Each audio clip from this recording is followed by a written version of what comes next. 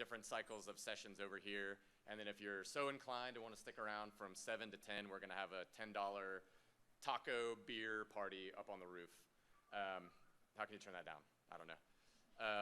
So I think that's really all I have to say. I just wanted to thank everybody for being here. And as soon as I get done here, all the vendors that I asked to come over can go back there unless they want to sit around and learn about farming.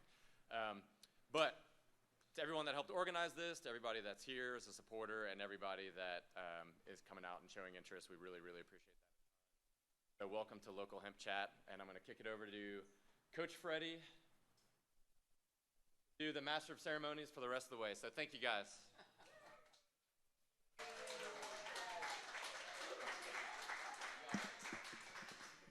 All right.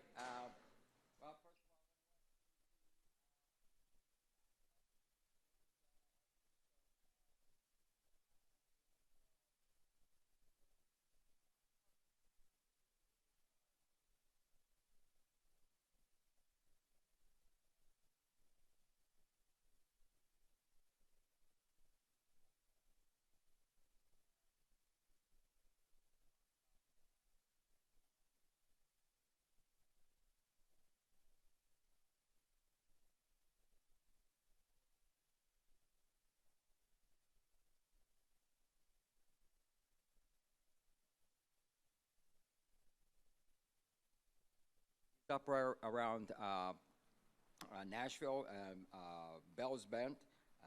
He grows organic veggies, and he's been doing that for 7 years because he wanted a better lifestyle for himself and his family. He's married, and his wife is a florist, so they grow flowers also too. So let me welcome Will Tartan.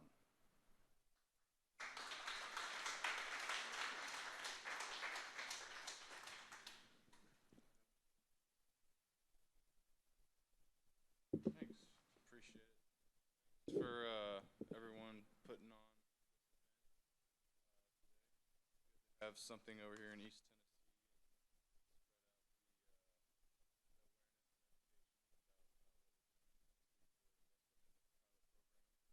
I was asked to start out by reading the House bill that just got, or just the amendment to the bill that just got passed recently, last legislative section.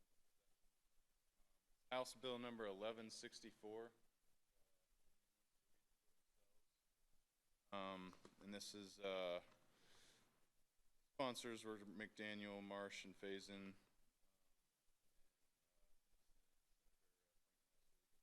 So I'm just going to read this. It's pretty quick, but and I'm not a lawyer, so this is I'm just reading it here. But if you have questions, I'll try to answer them the best I can. The TNHIA, which I'm also on the board of, agricultural, not an expert, but agriculturalist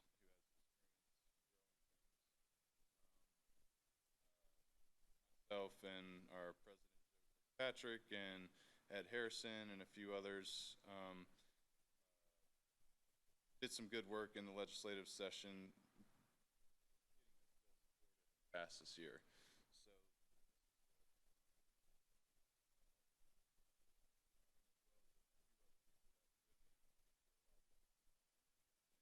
However, if you haven't seen how a bill works or gone to the Capitol, highly recommend it.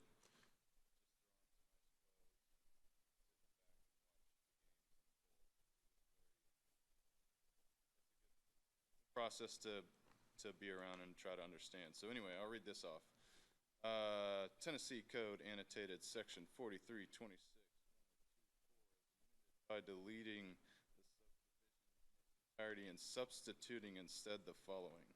Industrial hemp means the plant parts or whole plant extract, whether in manufacturing process or reconstituted, of the general cannabis that do not contain a delta-9 tetrahydrocannabinol THC concentration more than 0.3%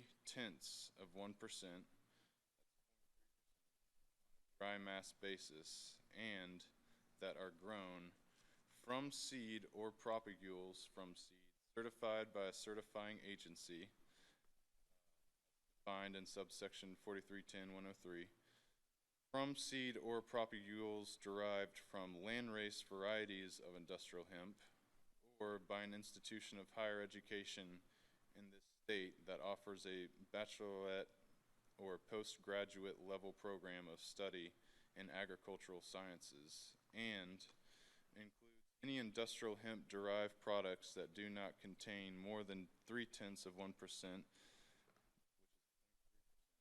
delta-9 tetrahydrocannabinol in a topical or ingestible consumer product.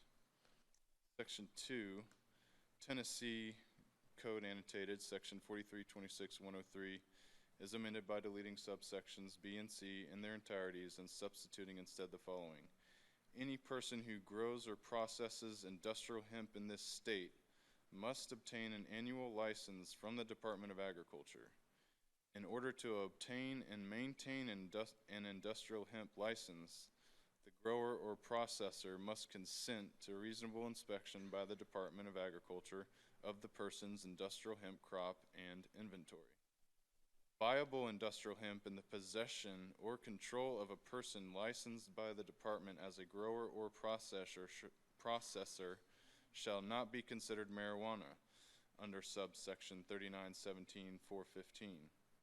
Non-viable industrial hemp, or any product made from non-viable industrial hemp procured through a grower or processor licensed by the department or otherwise procured in accordance with the department's rules, shall not be considered marijuana under subsection 3917-415. The Department of Agriculture shall register landrace varieties of industrial hemp for the purpose of providing notice to licensed growers and processors of which landrace varieties of hemp are industrial hemp.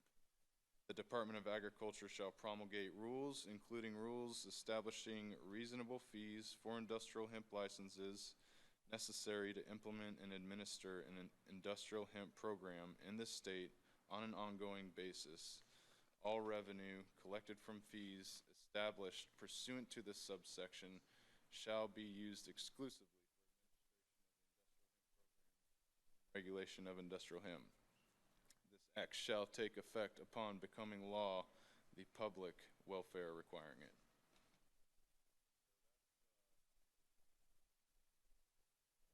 That's a big deal as far as processors go, and also allows us to obtain more genetic varieties moving on forward from this time. Those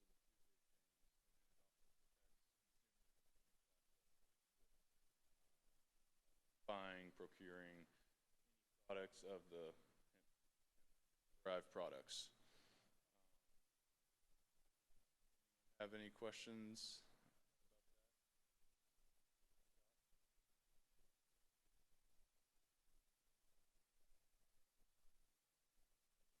Partially, yes. Also for investors or people looking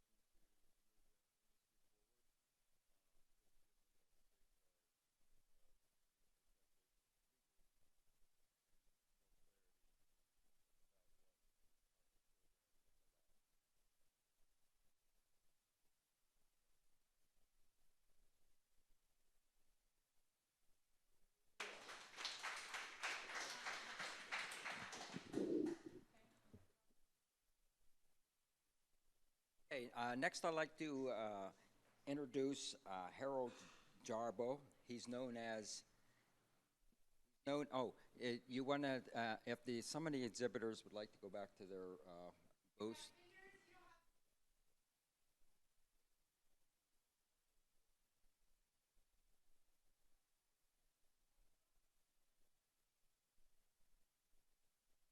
All right.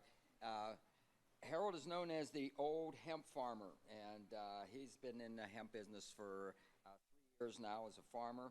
He'll be talking about economics and hemp farming. A 11-acre farm up.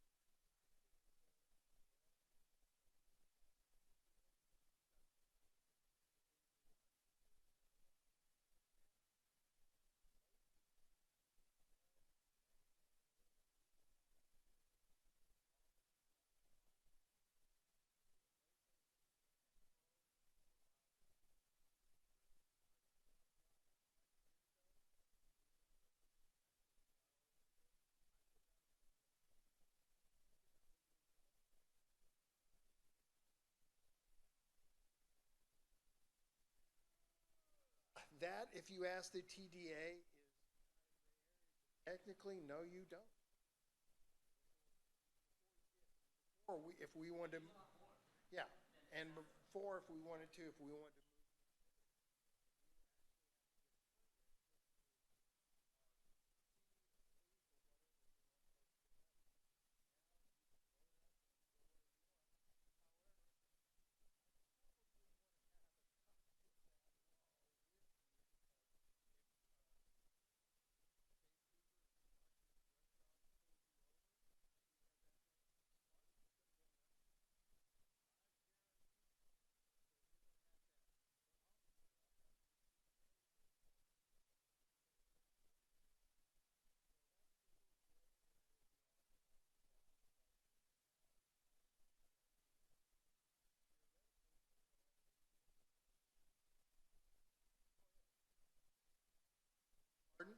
speak into the microphone. I'm sorry.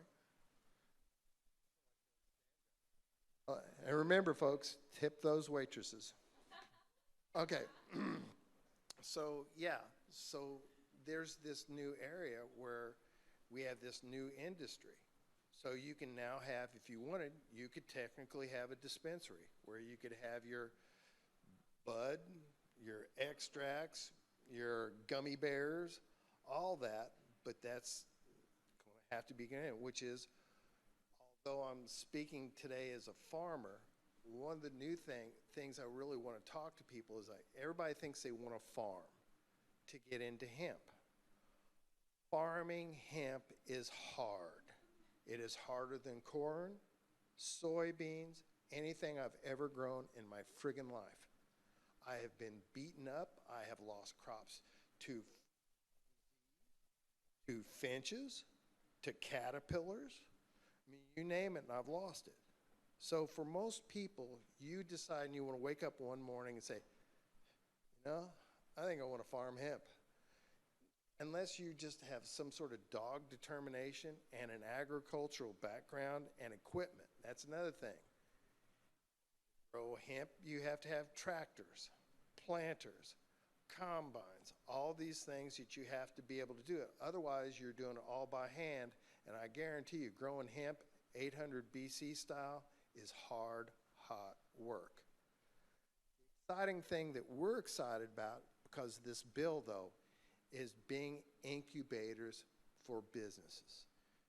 Young, old, how can you take these products that are now being grown in this new environment and make exciting new products? Cosmetics, cookies, I mean, pets. A lot of people never think about hemp extract and hemp products for pets. That's an exciting thing. There are people now realize, because we're old, our pets got old too. So now we've got dogs with arthritis, which is an exciting thing that being able to do. But the cool thing is thinking about all the new things that can be done with this. And that's the next step here in Tennessee. You guys, you don't have to be a farmer. You don't have to be anything specialized. If you're a baker, you can now be in the hemp business. Make a whole host of products. You can now be in the hemp.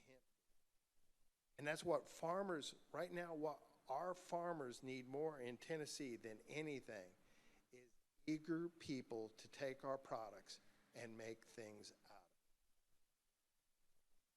of it. No, there's one or two people in here today that are going to do that. That's why after getting beat up and being almost like a rescue animal, I'm still doing this, because I'm excited about what can happen because of people like you and people like her, because these people worked hard to put this on. And there was like basically a vacuum in here. Nobody was doing anything for Hemp History Week. These people stepped up, and that's exactly what we're talking about. So that's my spiel. And remember, tip those waitresses.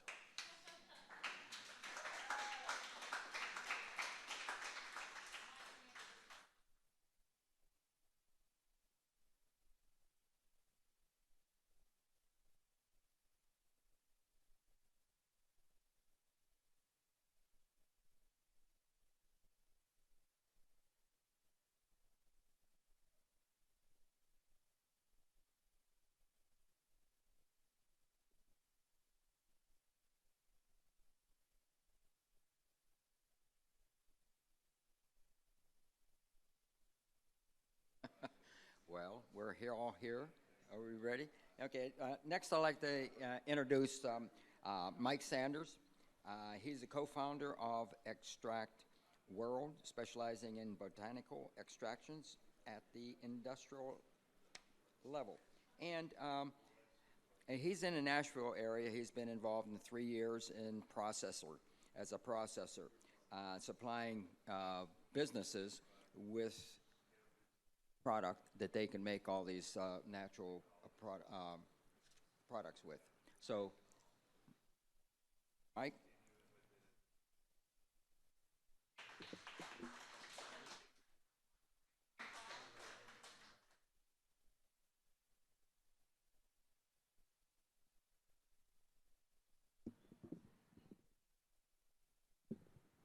I'm going to take the microphone out like this, a little bit easier. Just so I can kind of guide what we're going to talk about, because the presentation is just kind of background noise as far as I'm concerned. How many people in here are farming? Okay, how many people in here are processing? How many people in here are retailing? How many people in here are exploring the hemp? All right, that's great. See, that's perfect. Now we know what we're addressing.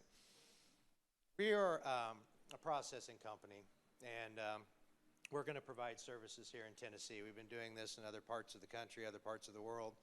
We're going to set up shop around the northwest side of Nashville, and we're going to be able to toll process a lot of industrial hemp this year.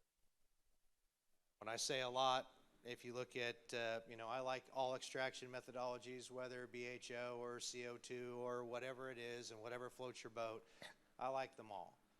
They all have a place in the market. But we started out solving an industrial problem. This is industrial hemp. And the question is, how are you going to make extracts and refined oils and all of those things from an industrial size crop? And you're not going to do that with an Ironfish BHO extractor, and you're not going to do that with an Apex or MRX or Waters CO2 machine. You're not going to resolve an industrial scale problem. It's already happening all over the country. We watch what's going on all over the country and all over the world. And nobody is able to solve this problem. That's where we started. We spent $4.5 million on our R&D, starting with industrial scale processes and bringing them down to where the industry is today. So that's our shtick. Whereas, to give you an idea on our throughput capabilities, if you look at CO2 extraction on an average, they're probably going to be able to extract about 1 pound per hour. That's about what they're going to be able to do, depending on the type of system and who's built it and what it is. You might get 90% efficacy on that extraction. Might get a little bit more, might get a lot less, depends on the system, whether it's automatic, semi-automatic, and all of these other things. 1 pound, 1 hour. We're talking about being able to do that same 1 pound in 12 seconds. We are that exponentially, 300 times more efficient. We'll get that extract in at 100% efficacy right at it every single time. Our goal is not to sell anybody in this room equipment. Not now, not ever. We're not selling our patented and proprietary processes to anybody. I don't care. I really don't. I mean, we can go through this. We have a PowerPoint up here, and we'll see what's on. Okay, there we go. Yeah, we're kind of talking about this. Our idea is to tailor processes for what meets the market demand. So if you've got plant material that you need to be dried, ground, decarboxylated, sieved, extracted into RSO, extracted into a hemp oil, whether it's a vape oil, whatever it is, we can custom tailor the process, for what we're doing. What we're doing is servicing everyone in this room. If you're a farmer and you need a way to process, then we can talk to you about toll processing. If you're someone who's making finished products, we can talk to you about one of two things. We can talk to you about supplying you with some constituent ingredients that you can put into your products, or we can talk to you about actually making your finished products and putting them out there under your label. We are not here to build our brand, okay? We are not in this industry to build our brand. I don't care if anybody ever knows who we are. This is the first time that I've ever even spoken in public about this. and we've been in this for a while. I guarantee you we've processed more industrial hemp than any company on the planet, period. I know we have. We've done it very quietly behind the scenes, and we will continue. We're here to build everybody else's brand. We're here to be a midstream processor that services the industry. So whether you're the farmer, whether you're the retailer, whether you're the processor, then you want to be a secondary manufacturer, or whether you're somebody who's just looking for a product, our goal is to create consistency and quality in the marketplace. It's not to be self-serving to just our endeavors. We're not looking to be a seed-to-sale company, although we provide services in the seed-to-sale environment, and we do that in a lot of places in different countries. That's not our goal. That's just trying to help create an industry here. And I don't see a lot of that. I hear a lot of lip service, people trying to create an industry. But then there's this big distrust issue. The farmers don't trust the processors don't trust the retailers don't trust, I mean, it's circular. It's not going to build an industry.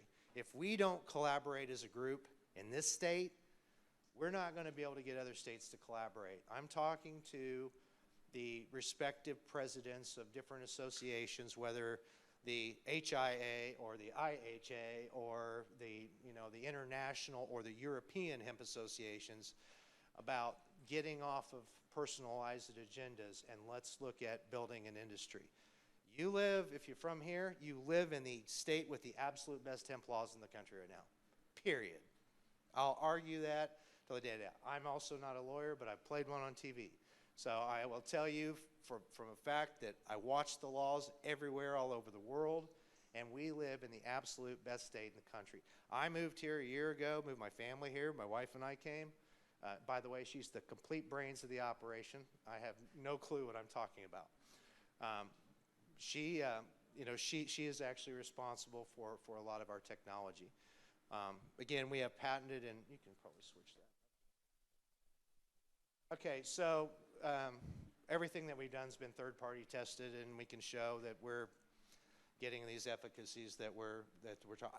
We can send this to presentation to anybody, so I'm not really worried about what's on here. I'm more interested in talking about the collaboration. You can flip that. Okay, that kind of supports a little bit of what I talked about. Based on third-party validation, there are a lot of efficacies in what we're doing. But I think after listening to the meeting last night with the Hemp Industry Association and hearing what's going on and kind of just walking around the room and talking to folks, collaboration. Education is the foundation of everything. And education leads to collaboration. That's the wall.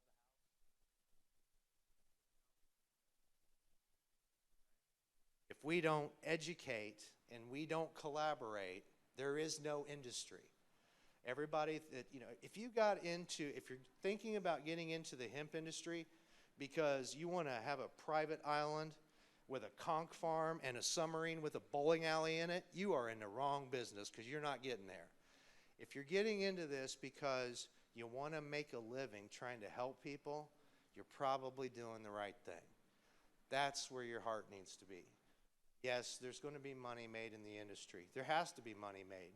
I talk to investors every day that have invested in both sides of the cannabis space, marijuana, and are now investing in hemp. The money's out there. The money's available. But the idea of, would you be comfortable taking a big investment into a farming operation right now? Of course you wouldn't. It's tough, right? And there are other ways to handle that. By collaborating as a group and treating this like an industry, there are ways for us to work together with the farming and say, we can help you with that crop. If you grow this strain in this manner and at this yield, then we can pay you this much for that crop coming in, or we can split on the products made, or whatever you want to do. There are ways to do this. When you treat it as an industry, it will become an industry. If we treat this as a bunch of individual pursuits, we're never going to get there. I don't know where you want me to go. I really think I could just shut up and let people. Okay?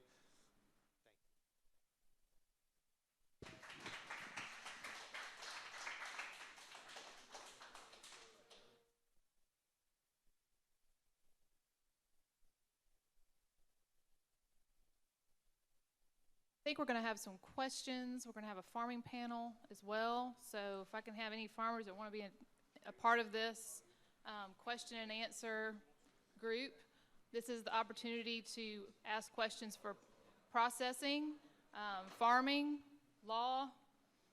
So we will ask, anybody want to start with a question?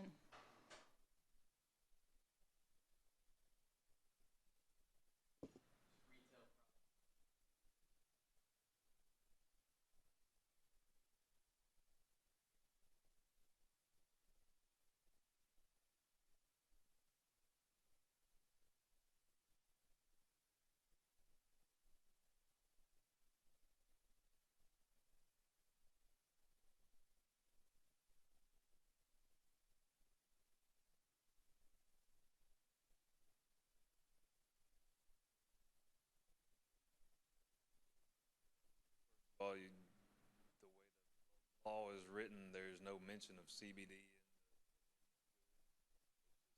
the whole plant extract. Right off the bat, you can't even go in and say, we have this CBD product, we've got it all over the label. There are those out there that have that on the label, and those are the items that we're getting. Looking at going out of the states, you're no longer protected once you cross the border. And if you're mailing stuff out, that's federal. Mail is run by the federal government. Yeah, the wording, and that's just within the state. Now, if you're talking about sending it to another state that's hemp friendly, okay, but you're still taking a risk if you're moving it through another state that's not hemp. Sharing a border with another state, then you're just.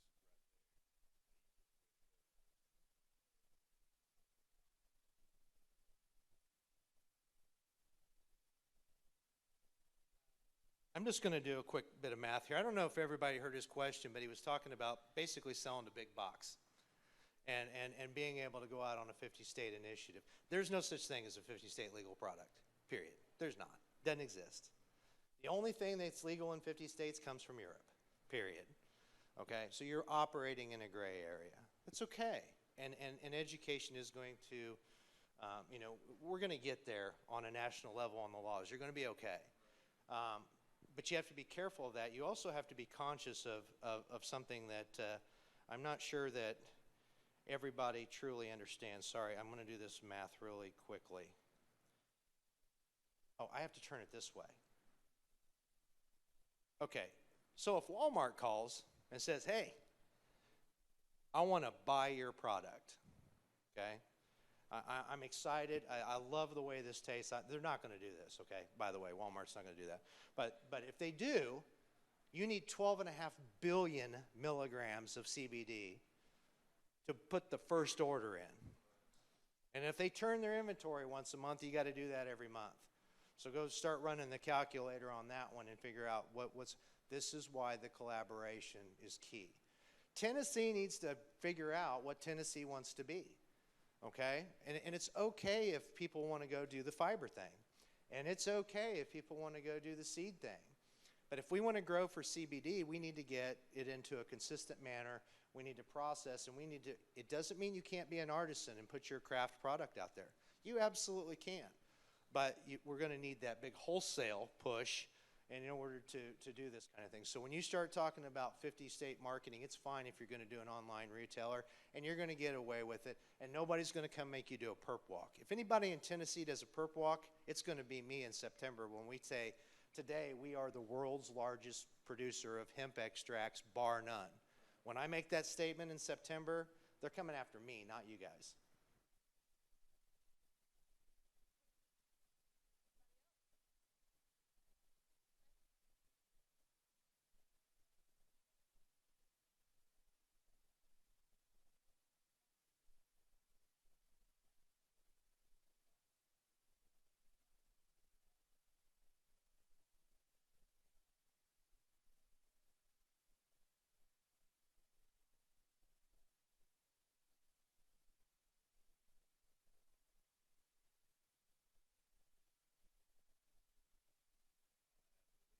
Still federally illegal.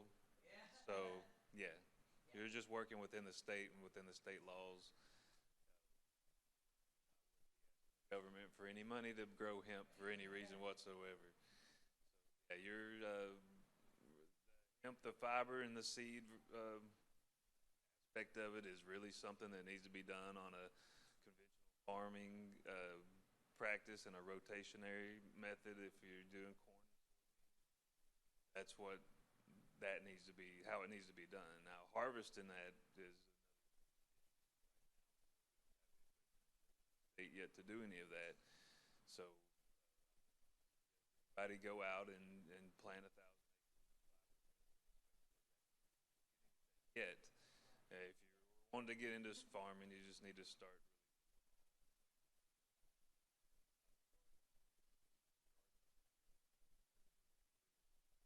Still a pilot program. Still some research going on as varieties are going to do well here.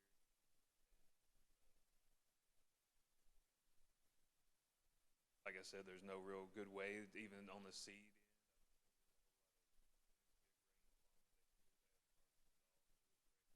It properly, and there's a lot of aspects that aren't being addressed yet.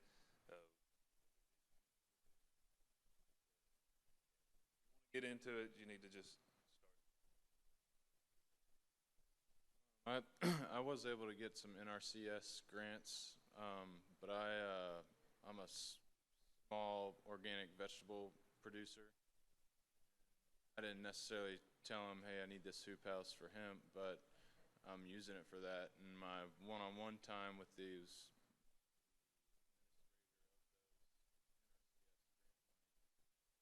for enhancing small farms. So in my view, and one of the things small farms is how can we incorporate, hemp as part of the other rotation.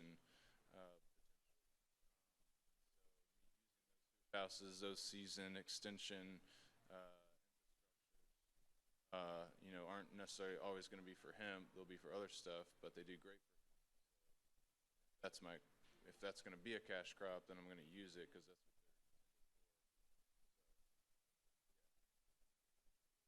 I'm sorry. Is there a is there a reason why you would need funding to start your operation?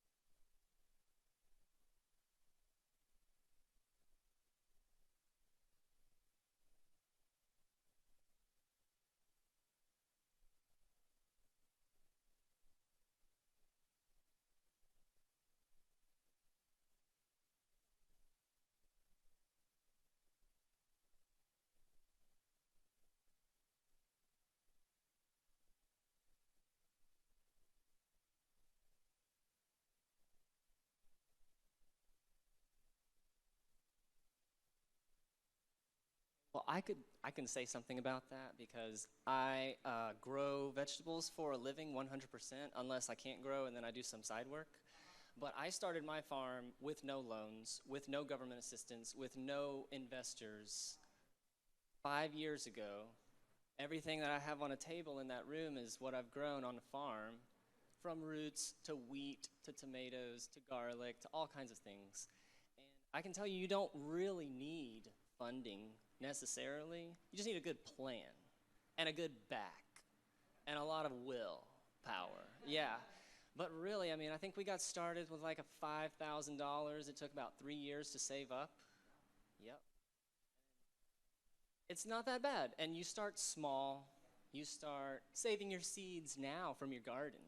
You start doing things that you like in the garden, and you just grow the garden bigger and bigger and bigger until you can most likely lease some land somewhere. You don't have to purchase land. You don't have to live on the property where you grow. I don't own any property. I don't live on the property where I grow. Totally. Yes, there are many, many, many options, and some people just grow one thing, but I like to grow everything that I like to eat, really. Exactly. Yep. It's very possible. It would help if you had a partner. Anybody. Just someone just as excited about it as you are. Yep. Just to be clear, the licensure to grow hemp is $250 license plus $2 an acre. So through the Tennessee Department of Agriculture. So there's no state funding either. If you were to get some kind of state loan, it all goes through the USDA. If you do want to get a loan. Okay, so is there any at the state level that would allow for maybe a loan for hemp farming? But maybe in the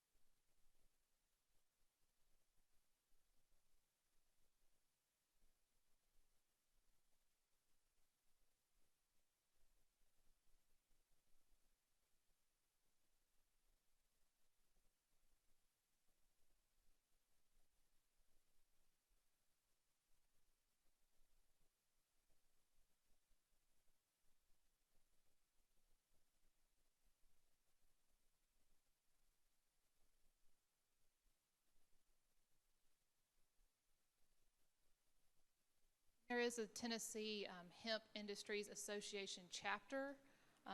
They're based out of Nashville, correct? And but we are looking to extend that collaboration, communication, what Mike was talking about. We've got to find a way to connect with people like you that are like, I got all these questions. Who do I contact? I need to know more information. So we do have a sign-up sheet up there at the very beginning when you come in.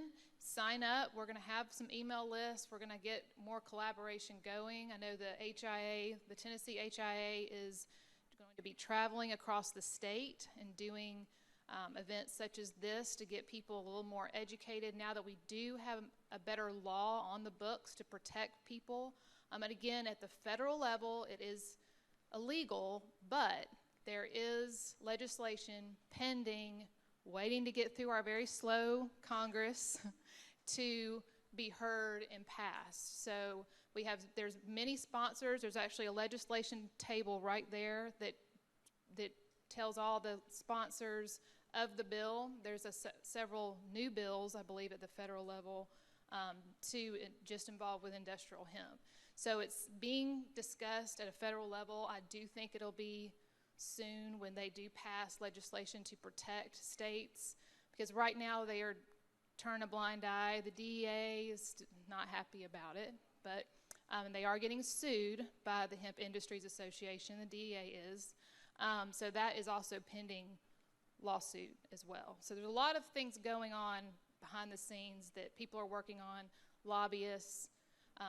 But Tennessee is hemp friendly as far as hemp farming, so that's great. But like Mike was saying, we got to come together, figure out how we can all communicate. What do we want to do? Because there's so many things we could all do. 25,000 products from this plant, so everybody can get in if you have the passion to do so.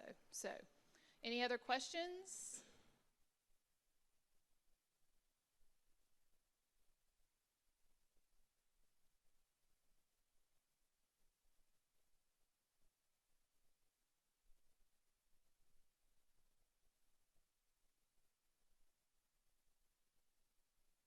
The ease is not terribly easy. You know? Yeah, so you just have to pay $250, $2 per acre. You have to buy your seed. You have to sign a lot of paperwork, some of which says that you may not get your seed. some of which says whatever it says, lots of different things. You just have to read it up. You can look on the Tennessee Department of Agriculture website. There is the application. You can read all about it. Then you will also have to pay for all of those things. Your application, your seed, let's say 1 acre, you need to plant 50 pounds of seed for fiber. You're going to spend over $1,000 just in seed, dollars for your application, et cetera, plus your work, your time, et cetera. In that paperwork, you sign a memorandum of understanding with the Department of Ag, which basically you're growing processing under the Department of Ag's pilot program. So part of that is if you have a crop that tests hot, there's a procedure that you go through that sort of protects you with that. I mean, they'll come and confiscate everything and incinerate it, and hopefully that'll be it. But there goes all your work. Sorry, so testing hot is, 0.3% THC is what our limits are. So you have to get your crop tested before you harvest that specific crop. And if that crop tests above that 0.3%, come and take that crop. I mean, no punishment. Yeah. Yeah.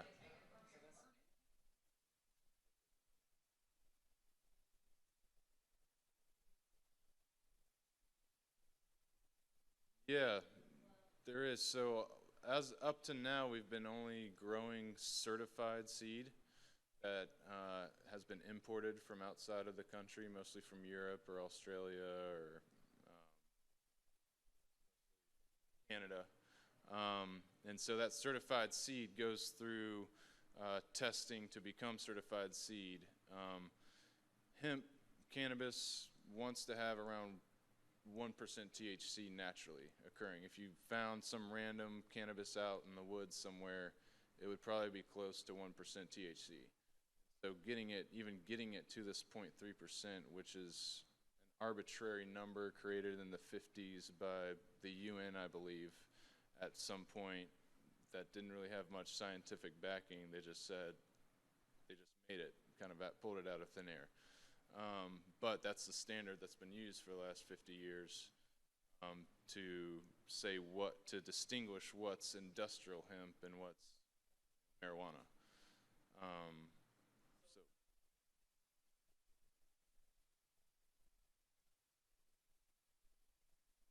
So the certified seeds shouldn't ever go hot. Now, if say you take that same certified seed and you germinate, 20 seeds and you select the females out of that and just grow a female that's going to get stressed out, and you put it under conditions similar to marijuana that would increase the cannabinoid content, then yeah, you might go hot. It might go above. I mean, that's just the risk. And when you're dealing with open pollinated genetics year to year and you have hundreds of thousands of plants in one field, you're going to get some variation and some variables. So when they come and test, they're only taking about 26 samples from 1 acre and testing those samples. So no, you shouldn't go hot, but it's not guaranteed. At the meeting last night, they were saying to test early and test often, right? That way you don't tend to the crop all the way to harvest and it gets destroyed. So you kind of know early on, if you test early on, whether it's going to go hot or not. So anybody else?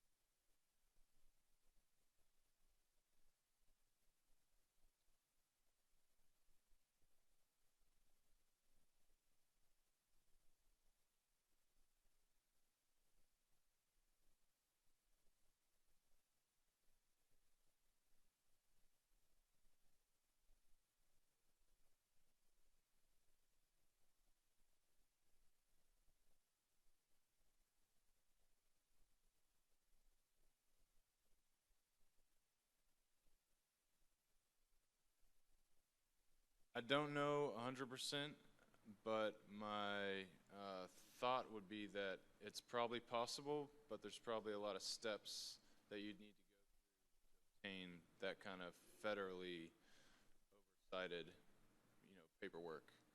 I mean, going through the state, you're going to be pretty protected, and Mike might be in a different situation if he's at a certain scale. And one of the biggest things, and one of our first years in Tennessee, was why we got so much heat from the DEA, is that we ordered over 20,000 pounds of seed for a very small amount of acreage. And so their thought, well, this is no longer a pilot program. You guys are going commercial with it. That was one of their, that was from a DEA perspective or TBI perspective, that caused them alarm or whatever. That was one of their reasonings, they said. Yeah, as opposed to like commercially going, but if you have a pilot program that's supposed to be free and clear for marketing, processing, all the things to create an industry, then you have to have some kind of scale ability and some kind of framework to be able to operate under as well. And my whole thing is, if you're being above board, you're being compliant, you're being transparent with the Department of Ag to the best of your ability, and going at it with the right foot forward, then you'll be protected. That's my view on it. I've read the legislation a couple times. You could read it again. I think it only talks about the government, federal government, giving states the legal right to make pilot programs if they see fit. And then it also defines hemp as different from marijuana. I don't think it says much more than that. It's very short. I think why a lot of people think at the federal level or that it's illegal is because it's on the controlled substances list. That's the only thing basically that's keeping hemp in that gray area as far as the DEA goes, because to them, hemp is on the list, it's illegal, they'll bust you with it, but. They're refusing to. Right, no, that's why they're getting sued right now. So we hope to win that lawsuit, and that will open the door.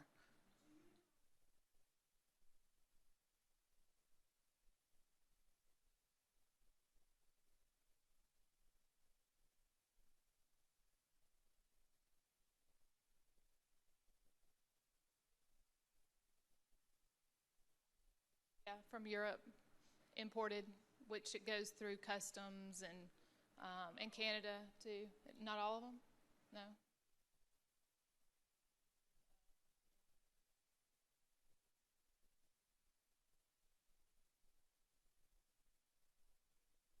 The law as it states now in Tennessee for possession of CBD, you have a doctor's prescription for CBD, you have seizures, you're allowed to possess up to 0.9.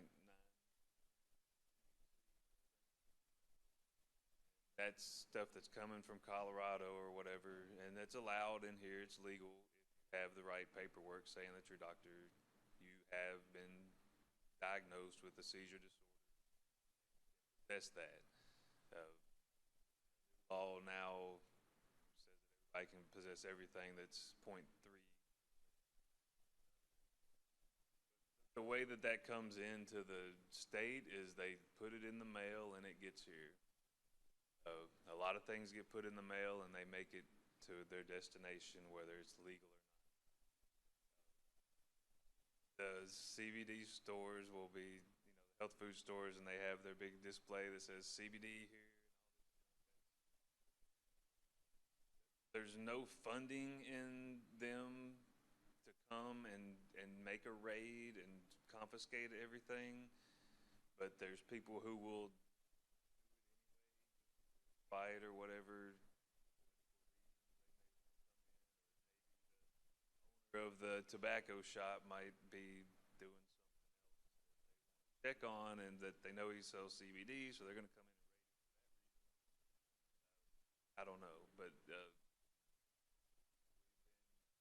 told not to label anything as CBD. all that stuff, the gummy bears and the capsules and the little have, and CBD blasted on the front of it. That's coming from out of state. And a lot of times that is used hemp that was brought from Europe, just the pelletized and shipped over here, and then they magic on it and they extract a little really crappy CBD out of it. Products are got really low CBD, 5 milligram dose. Answer your question, that's how it gets here. They just do it anyway. There's no real enforcement of it going on. There's no money to back up their enforcement of it.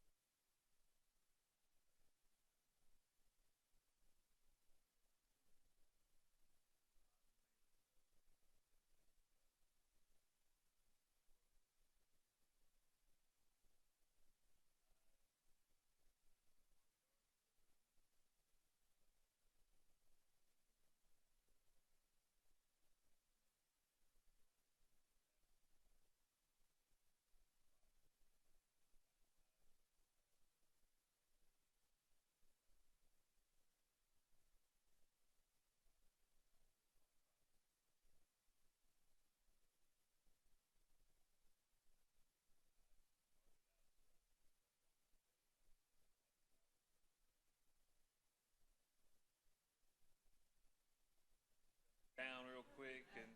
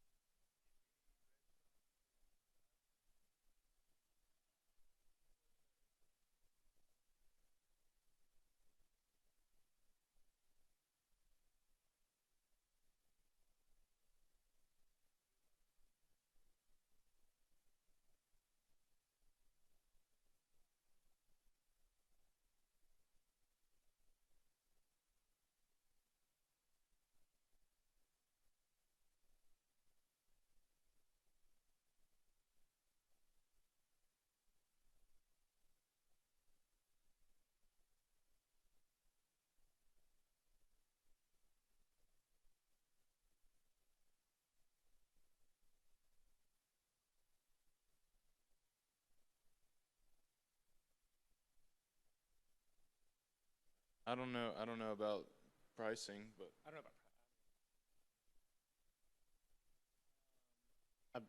For aquaponics, whatever you're growing, if it is going to be leafy greens, about get away with anything. But if you're trying to make beyond leaf to flower or fruit of anything, you're going to need to really work on water quality and chemistry, because there's a lot of things that fruit and flower need that leaves don't. So you can get away with leafy greens probably right off the bat, but it's going to take maybe some technical know-how and some trial and error to do more than that. Aquaponics works very well, is probably the most organic of hydroponics. Good. All right, well, I think that's it, and these guys will be around, so if you got some questions, just pull them aside. I'm sure they won't mind. And we did a drawing for the composter from Greens. I don't know if anyone wrote their name down, but Megan Holenbach won. Congratulations. You can go see Sam at the Greens booth, and he'll hook you up. All right, so we're going to go I wanted to win it. I really did want that. Okay, so we'll hit it to, do you want to do a 5-minute break or? Okay, 5-minute break, and then we're going to talk about hemp foods. Very exciting.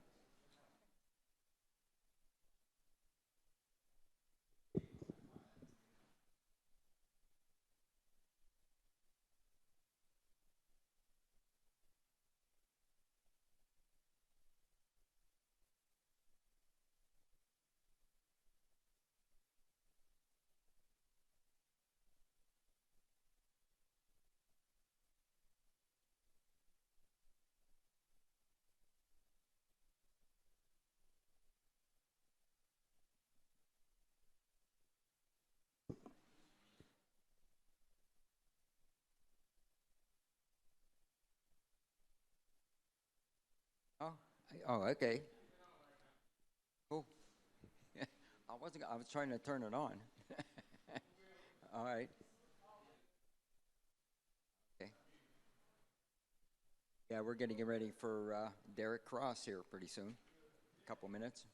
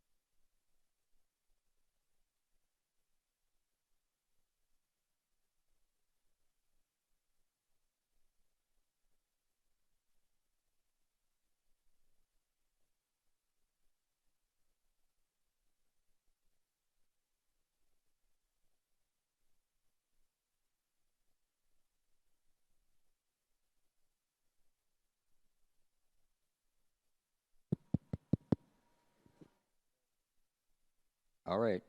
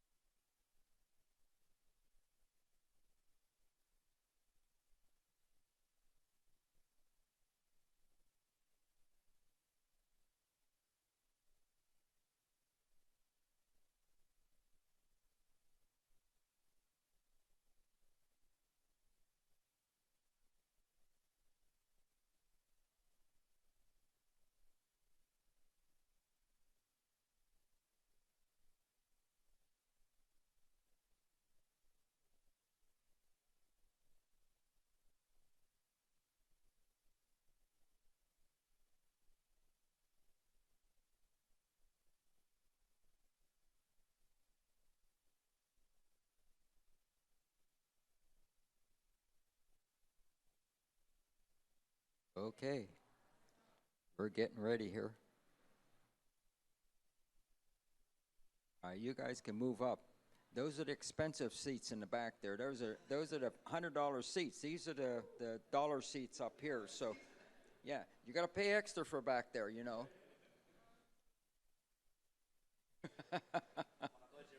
There you go. Anybody on the budget? Yeah.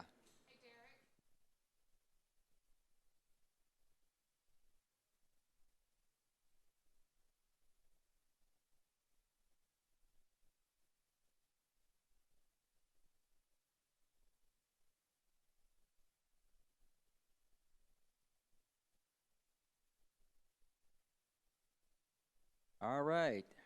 Welcome, everyone. We're going to be talking about food. And we have a guy that flew in here from Texas yesterday, and he's going to be talking to us. I'm Coach Freddie, inspiring people to do things that inspire them. And I've been working with Derek for about a year now together. And he has a very, very unique mission on.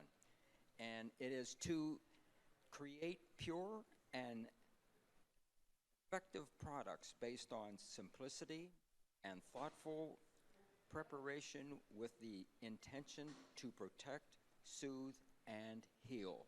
That's his mission, and that's what he's on. Talking about food, and we can do this through food and hemp. And Derek's the owner of Formulations by Nature. He's a director of operations with the Hemp Farm. He's dedicated to health and wellness and passionate about all the things hemp can do for the body. So, introduce Derek, my friend, Derek Cross. Thank you very much, Coach. I've been working with Coach here for about a year now, like he said, and he's helped me out from some tough spots, and true testimonial. He's been able to put a smile back on my face and really inspire me to continue on my path. He's been a personal friend and a business coach to me, and you can find him at the High Hemp Revolution. And if you have any other things for Coach, he's traveling around the world educating and doing my job too. So I appreciate it. Thank you very much, Coach. Thank you, everybody here, for having me. Once again, my name is Derek Cross. Thank you to all of our sponsors. I don't know if the sponsors will have to, Nutrition World, okay, and then we have Greens Build. Thank you to Sam Young and Ashley Clayton for having me here as well, and the association to speak about industrial hemp and some of the history. So bear with me a little bit. We're going to try to keep this short and sweet, and hopefully you'll be able to hear me just fine. Can you hear me all right, Tim? Yeah, okay, thank you. So basically the power of the seed, it all starts with the seed. Talk a little bit about the history of hemp, and then we'll talk about the health benefits in the foods.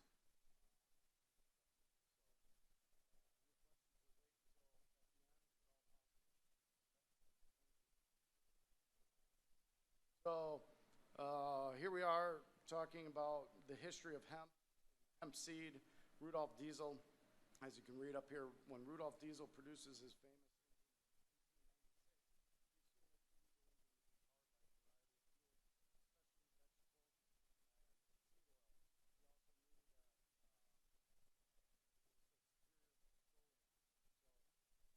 Right there is from about 4 years ago from the historic hemp crop in Colorado. I was honored to friend Ryan Laughlin. I answered an ad on Facebook, of all places, and I've been involved in the hemp industry for about 9 years. And 4 years ago, when I saw Ryan's post, I had got to get to the field and see what it's all about. So you're going to learn that the hemp seed is not only nutritional as a fuel, we can put it on our skin, we can use it for all the plastics, and many, many other uses. I think the oil is one of the products that when they say and tout that hemp has about 25,000 uses, I believe well in those areas and arenas. So as you see there, we have a real flame. It's fuel. Mining, you can put that fuel right into a diesel engine, from history. After that, I blew that out live, and there's a demonstration from the AP News. Then I drank that oil, okay? So that's about, I don't remember, a quarter cup of oil. It was quite the day in the afternoon. I could go on. It really works the bowels is all I'll say. It helps with your digestive immediately. So the next slide here, we will go into a little bit more about Henry Ford, and then a shout out to our Washington Carver, real scientist, and hemorrhage. Now, they were able to take the oil from the seed and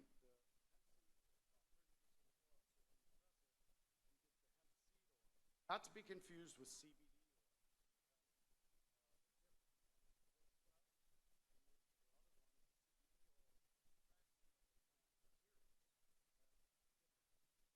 Benefits. So keep that in the train of thought as we move forward. And talking about Henry Ford using these vegetable oils, soybean oils, always known to be an innovator. 1 foot in the hemp really works and can come in.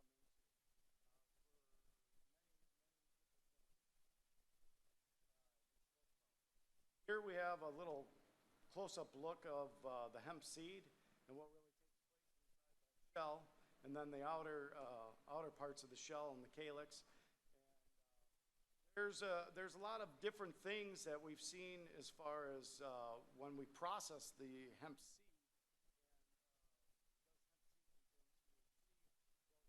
The information that I have is the hemp seed does not contain THC.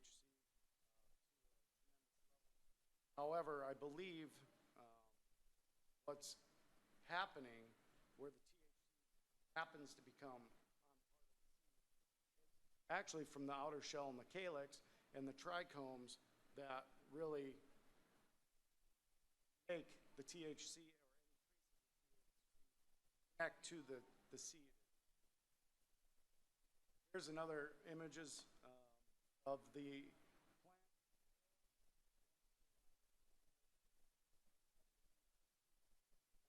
have seeds up there for everybody to taste. Pass these around, and then we'll talk about more of what else can be derived from the seed. Yeah, sure. Thanks, Ashley. Hulled seed. Then I have what is called the hemp seed oil.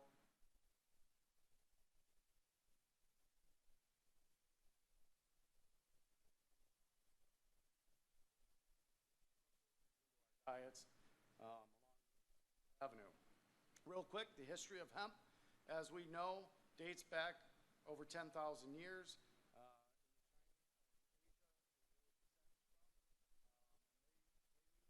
For whatever reason, without all this modern technology, hemp was good for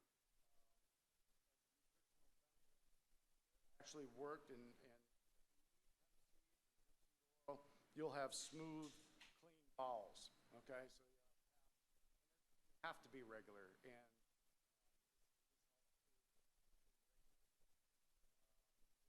that right here, 6,000 BC, that the seeds and oil. That's what we're talking about here in Tennessee today. Canada has laid out the groundwork for about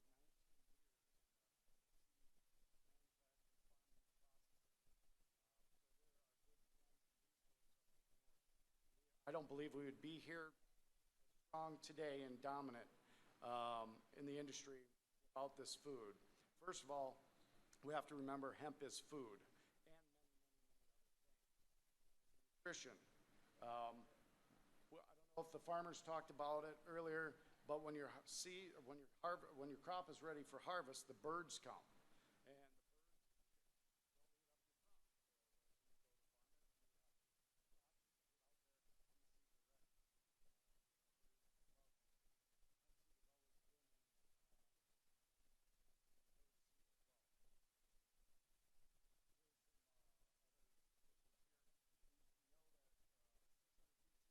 And hemp rope appears in southern Russia.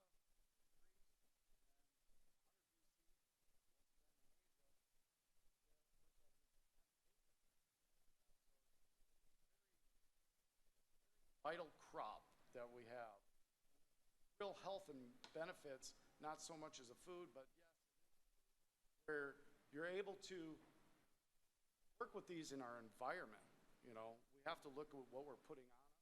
The clothing I'm wearing is from the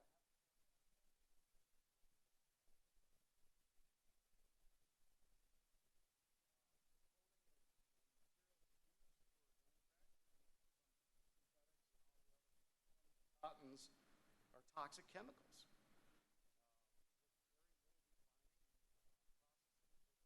Fiber, China has a fiber market. So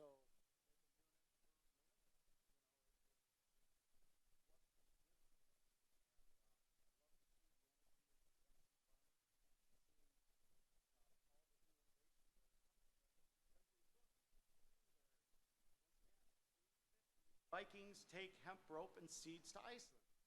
Why did they do that?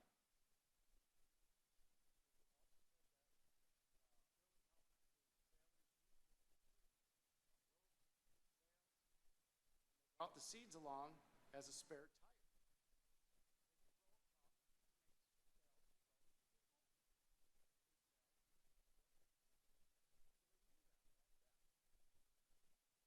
We have a lot to learn from the past. And then you look at Kentucky begins to grow in 17. Kentucky was one of the largest hemp producers in the United States, followed by Wisconsin.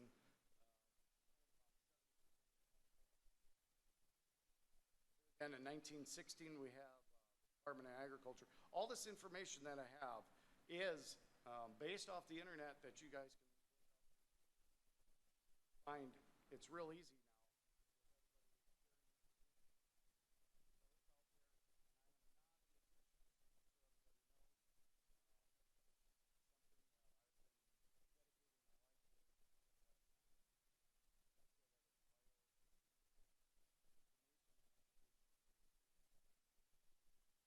A little bit about Tennessee history. It had become an important part of the facts and paper. In fact, the facts of the Declaration, drafts of the Declaration. Hemp was widely grown in Revolutionary War.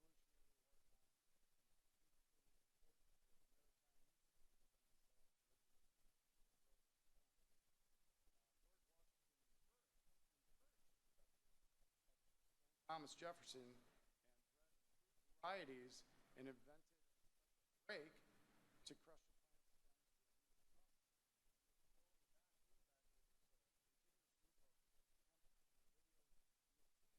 break where they would take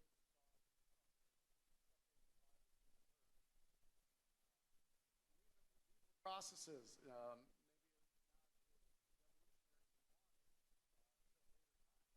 However, you can continue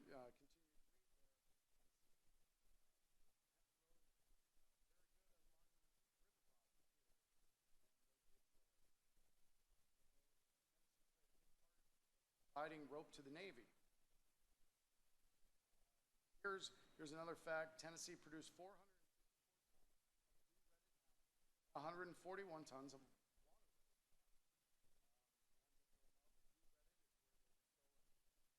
tackle the hemp down, harvest it, let it do rut in the field, and then they would flip it, and then let the moisture content.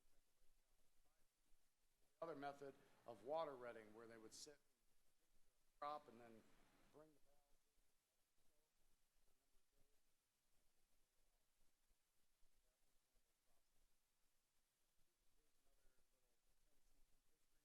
back to Tennessee's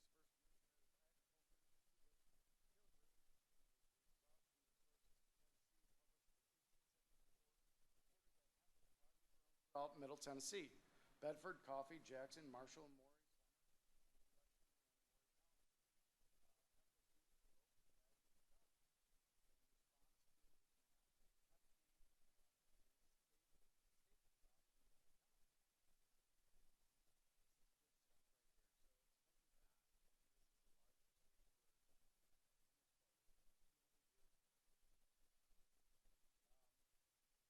Back to what got me into the business.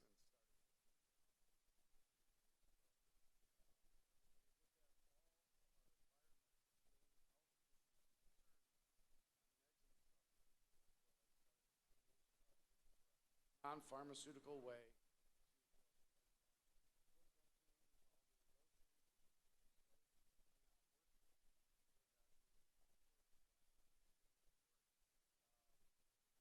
So, what does any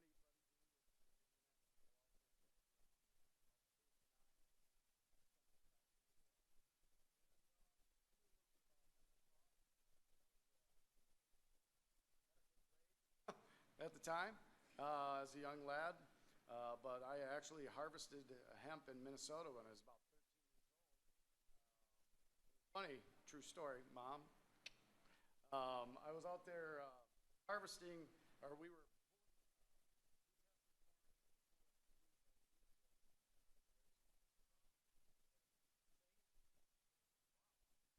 I was thinking more of the medicinal.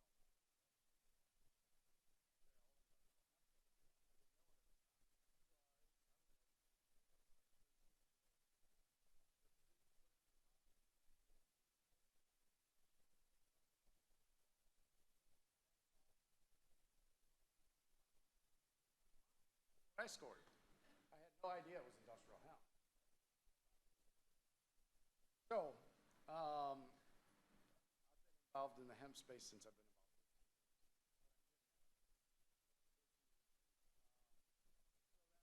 When I realized that Canada was growing it commercially, I started putting it on my skin.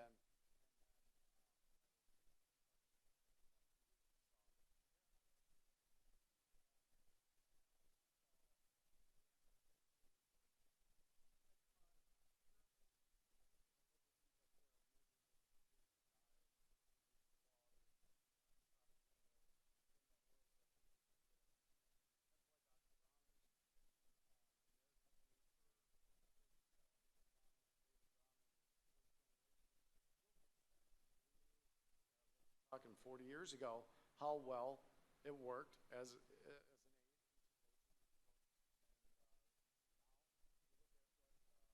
Honor family is developed, and you see it everywhere.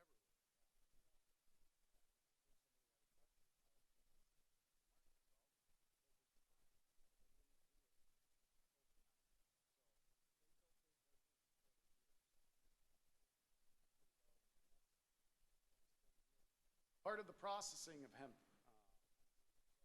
Hemp is grown for a grain as a food crop.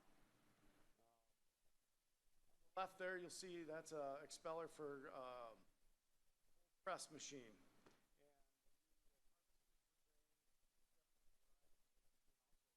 Dry and roast and toast that seed.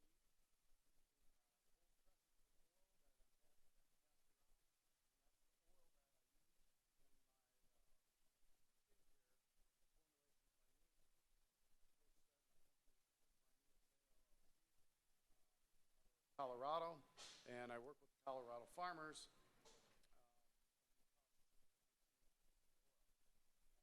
But I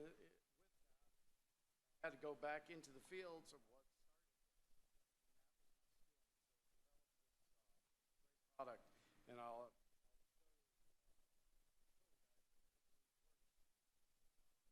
not the hair club owner. I'm just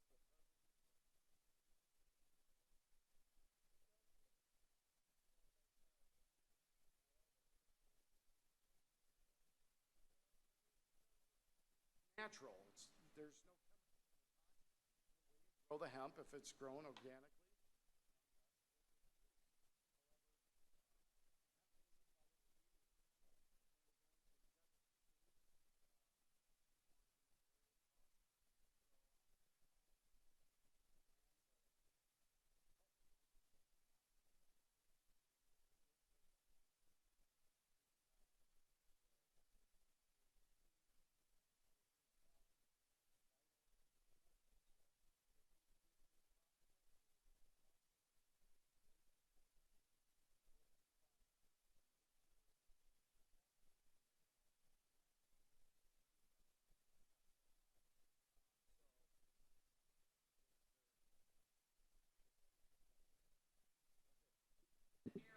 Check, check. Okay. Okay, sorry about that. So those are very important. When we talk about hemp cleaning the soils, it'll, as a phytoremediator, it will take up those toxic chemicals. It'll clean it. They used it around the grounds of Chernobyl and other toxic wastelands that, as well as the sunflowers are good phytoremediators as well.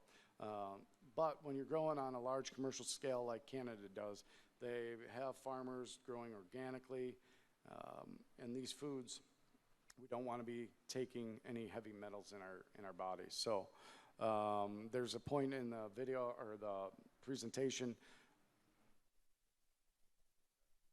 I'm going to talk about a little bit of the benefits, but the seed and the products and the farming is crucial.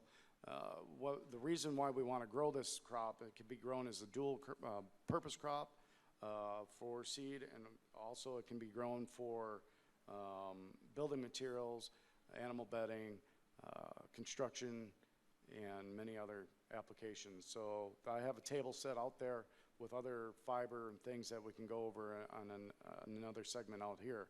But getting back to why hemp seed and the benefits of hemp seed, may reduce your chance of a heart attack. Hemp seeds contain a healthy dose of amino acids called arginine. The consumption of arginine increases the amount of nitric oxide in the blood, which relaxes and dilates blood vessels, which leads to lower blood pressure and reduces the risk of heart disease. Hemp seed oil is the hemp seed is about 30% oil. And this is omega-3 oil, 3, 6, and 9. And it's the good fat, and it's not the bad fats.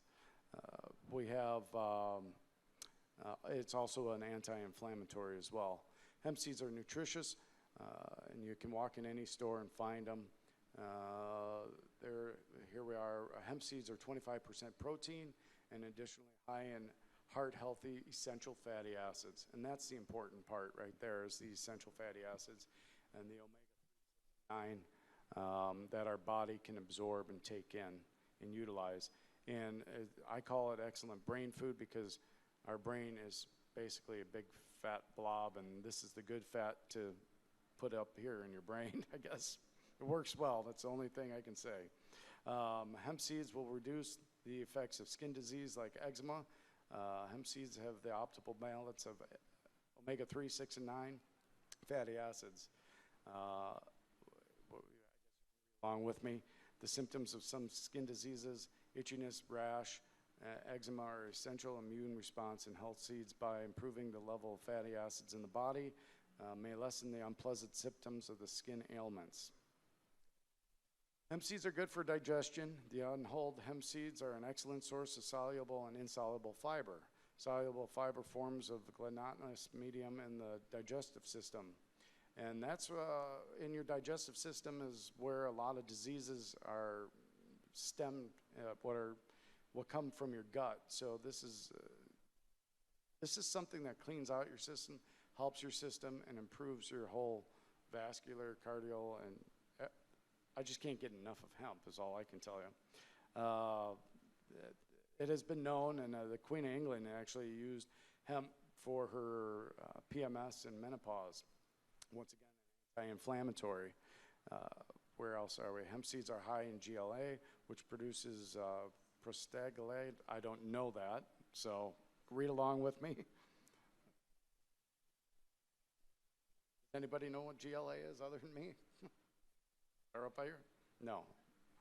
All right, so once again, hemp seed oil health benefits. This is a recap of some of the other previous slides. It's a great moisturizer.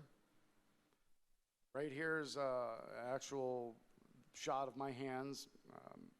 The one on the right, cracked, dry, and the one on the left was about 2 applications of this hemp oil. And it's actually 2 products, hemp oil and beeswax. So it's real simple. Our skin is our largest organ of our body, and it's the first barrier to fight illness and disease, passageway to our bloodstream. Our skin works so well that it is easy to take for granted. So once again, going back to the soaps and the lotions, you'll see other people have been using soaps in their products, or the oils in their soaps, and so I would like for everybody to start really digging into the companies here in Tennessee that are doing these projects or products and help reinvest into your community. Here it is, excellent nutrition for your brain. Here, number 4, and this is, it's the mercury-free fatty acid. Well, that's what I was saying earlier. So in regards to eating fish or consuming fish as a source of omega-3, and what we see with the high mercury levels, let the fish just be fish, and you can use this as a great supplement instead.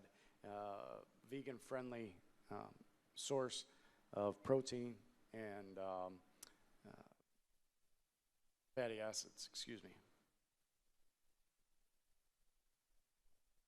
And it supports your immune system. The essential fatty acids in hemp seed oil have been shown to promote healthy flora and the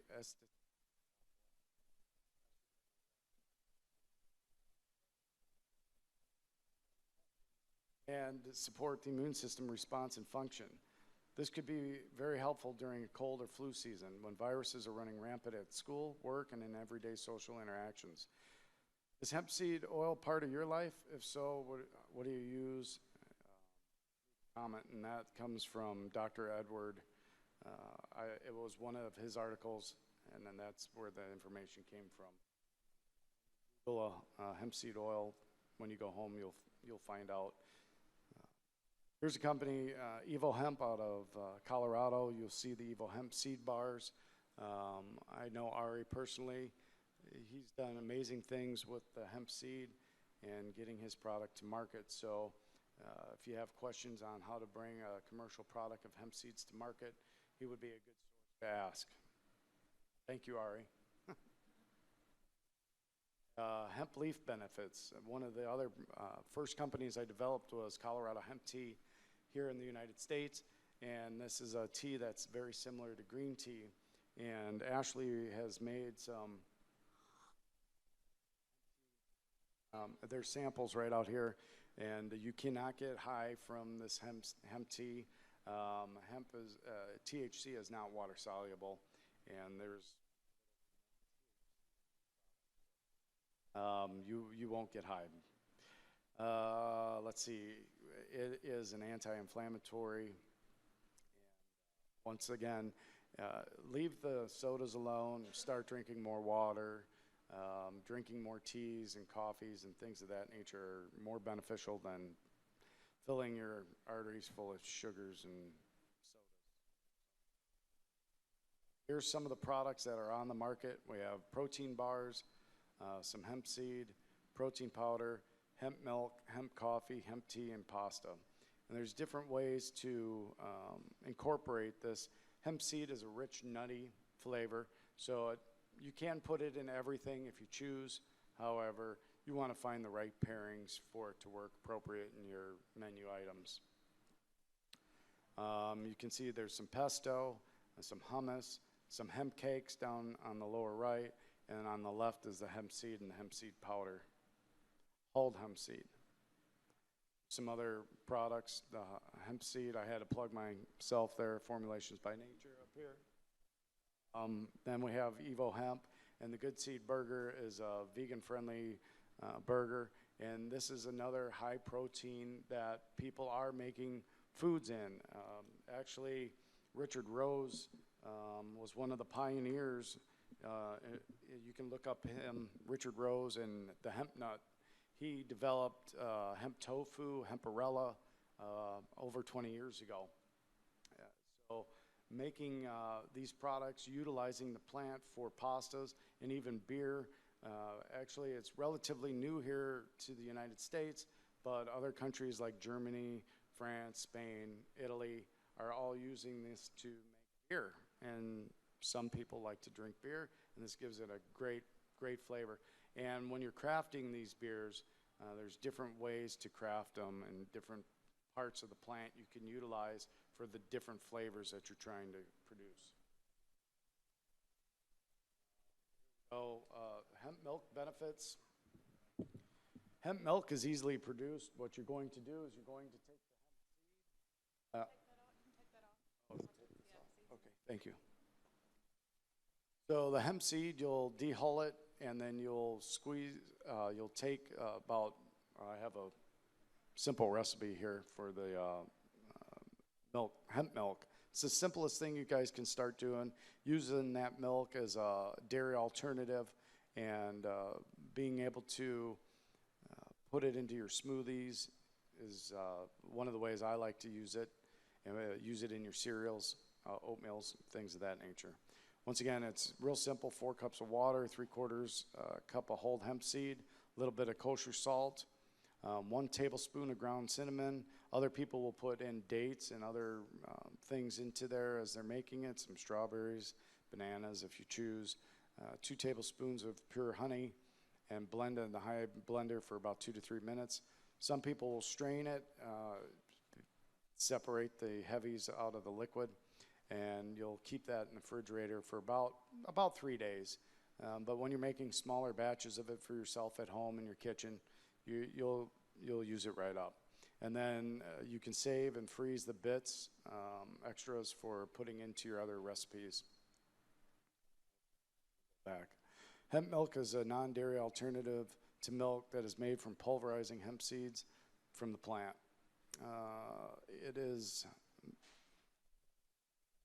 Contains no soy, making it acceptable beverage for vegans that are lactose intolerant. Let's see here.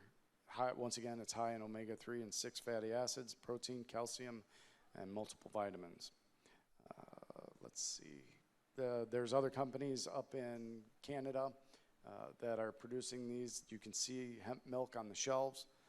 Hemp, I think, is one of the companies, and Manitoba Harvest and Hemp Oil Canada are some of your bigger players in the industry up in Canada. So thank you to them and Sean Carew for all their hard work in the fields. And here's the recipe.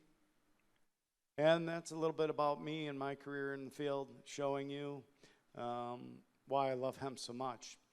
And I've been doing this every day for the past 9 years. Some of this is real quick. This is in Ryan's 2nd year of harvest. This was for a CBD crop that was used to produce for animals. A veterinarian came and did this crop with Ryan. This is Bill Billings is the farmer here, and we brought some senators over. This is Laura Upke, the senator of Nebraska. We brought them to Yuma, Colorado, and here I'm showing some of the products that I brought with me on the table. Here's a beautiful display of the hemp seed and the raw hemp seed here. And then over here we have me field stripping right off the stalk with Farmer Bill right there at his crop in Yuma, Colorado. And this is another picture from the first hemp harvest with Ryan Laughlin, one of my great friends in the industry. I'm very thankful that he had the courage to put the seed in the soil. Excuse me, it still chokes me up.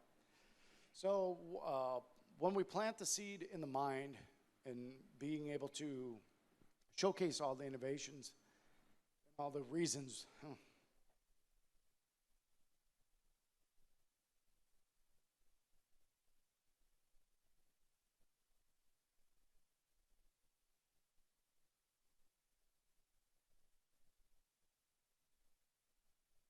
Just want to make people healthy.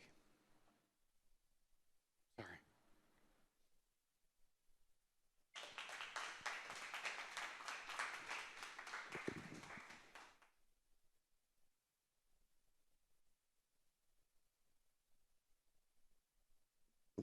Okay, any questions about hemp food?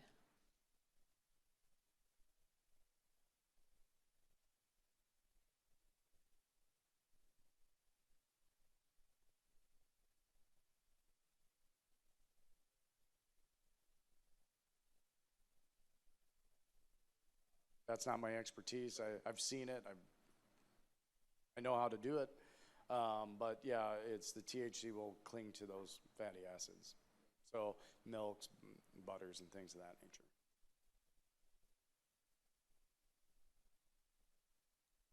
Sure. So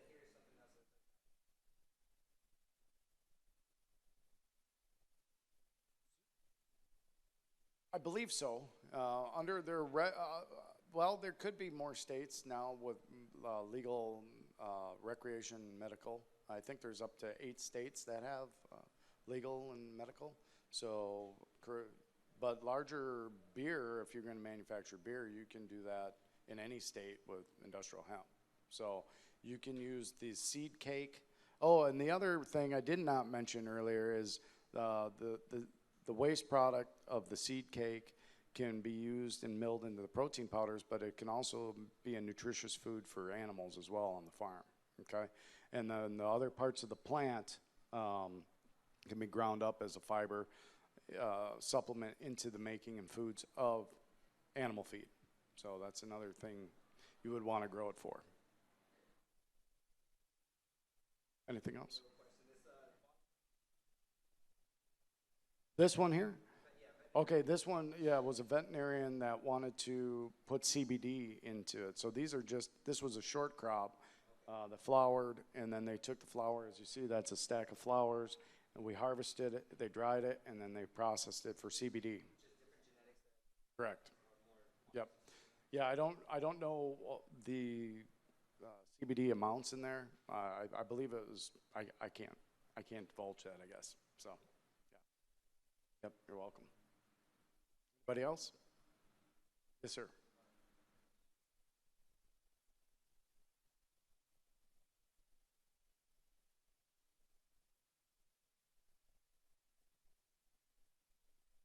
Well, everything through our skin and the absorption, what we put on us goes in us, okay? Because our skin, we're porous, and that's one of our first lines of defense. So when you're wearing, if I'm feeling it right, when you're not putting toxins on you, you're not absorbing that, right? So I say yes, grow it, wear it. Hemp can be blended with many different types of clothing. Blends 50% silk. I know there's cottons and things of that nature, wool that you can blend it with. Yes, sir.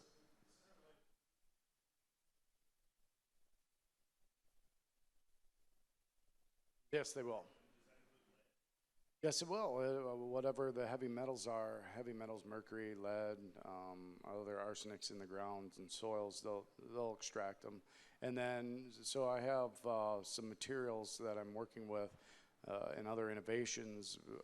So if we are growing on tainted soils, we would be able to, my process is, let's go clean that up. Let's grow that hemp there. Let's extract it. Let's clean up that soil so we can reuse that soil at a later date. Let's do our soil testing. Let's take that crop and put it into other products that are non-toxic or that we don't ingest, like the building materials if we're going to make and manufacture hempcrete and those types of products. We can also take that to a little bit farther and make biochar to then return it back to the soil and let the enzymes break that stuff up naturally back into bettering the soils. Okay. And then there are, yeah, and then there are other things that I've been working with a brilliant educator and engineer and chemist. We have, his creation has allowed us to utilize hemp as air and water purification. So it can, as it's growing, it removes the toxins, and then we can do this process and all there's some slides I could show you guys later, some of the preliminary lead in Flint, Michigan, the water crisis that's going on there. We can actually take some data and we've already preliminary dropped the levels without doing any of the work, but we can infuse it and find out what we need and really extract the heavy metals out of that water. We also took samples from the Animas River after the gold mine blowout, and we can use it for that. So we can grow it in the soil, pull out heavy metals. We can put it through this process and pull out even more heavy metals. You know, so it's an abundant crop. It's a vital crop in my opinion, and nothing on the planet really holds a candle to it. So.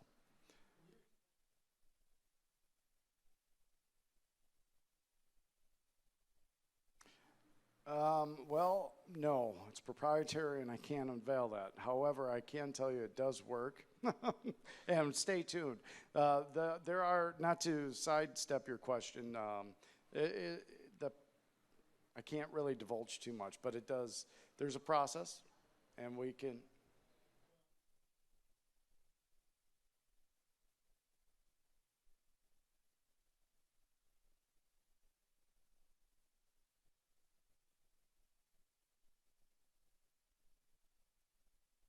You'd have to be at the end of that? Correct. Correct. So that's correct. So making water filtration systems for the house. I use a water filtration system for the house, or everybody's got the pitcher ones, or you can put them right on the faucet ends. But this is one of the things I would like to commercialize and bring to market, and I've been working on developing that team. And I can tell you, it's basically activated carbon. So what we're doing is we're taking it out of the field, we are cooking it, and making it into something that can purify water and air with technology that's infused inside of that. That I can't tell you.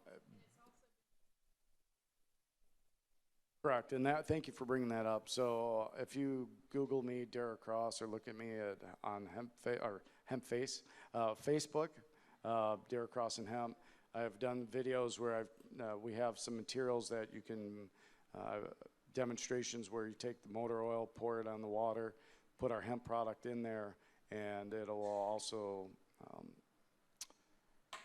remove the oil out of the top of it, and then we can come collect it.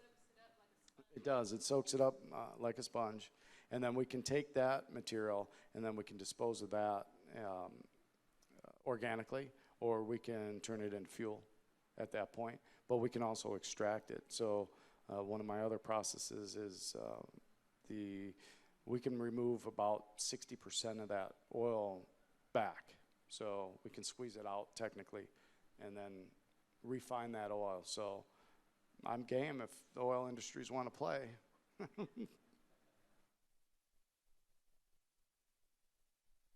Oh, yes, sir.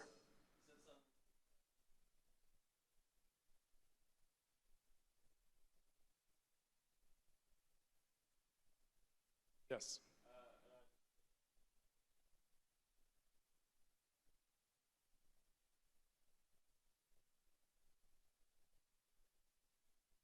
Oh, with Crohn's?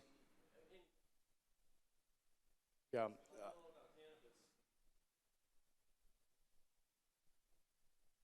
Well, I can't answer that. I don't know how it works so well. I do know that medicinal cannabis oil is working on Crohn's and those types of disorders. But when we're improving our immune system is the big thing.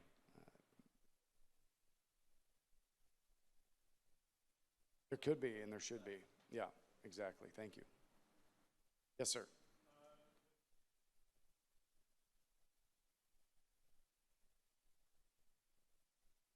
Yes. Correct. Normally, you'll utilize it at a low temperature heat, so you don't burn off it. It's high in chlorophyll,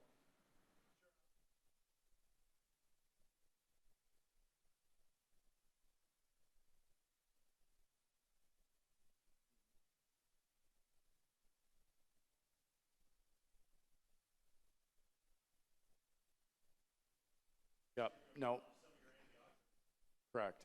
Yeah, I mean, you can, I don't recommend that you fry with it at all. If you do a low heat on the stove, yeah, that's not gonna hurt anything. I use it in my baking.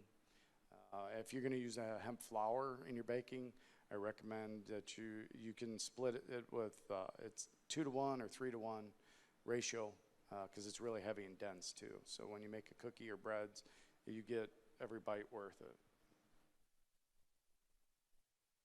Is that all?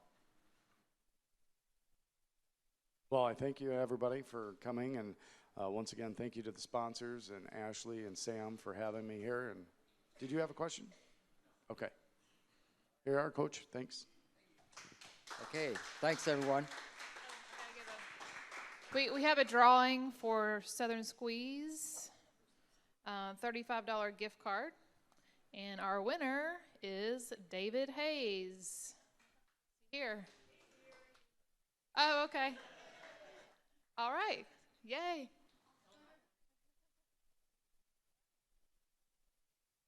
All right, so now we have,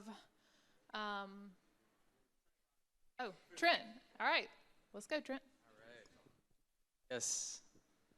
Everyone, I'm Trent Brockie. I live here in Chattanooga.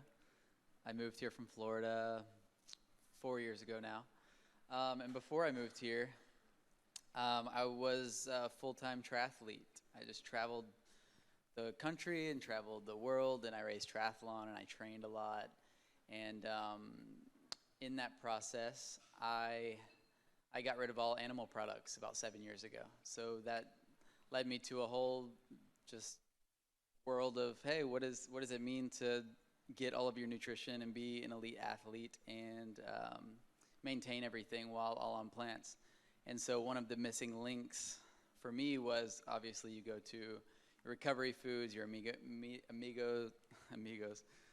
omegas, and all the amino acid profiles, just to try to get a complete protein. And then in my research, I found, and I don't have a lot of science, haven't dug into all the sciences like the previous speaker, but most of my stuff is just anecdotal evidence and has to do with me experimenting on myself.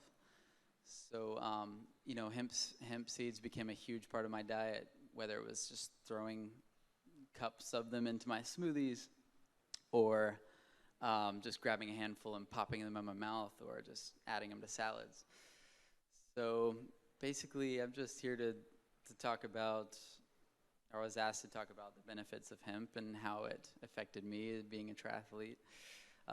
So let's see, I guess 6 years later, in the plant-based wellness research. Now I own a juice company, and it's here in Chattanooga.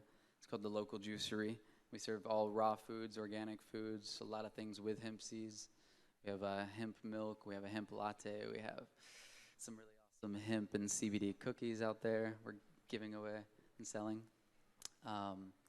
We also do a few smoothies that have hemp products in them.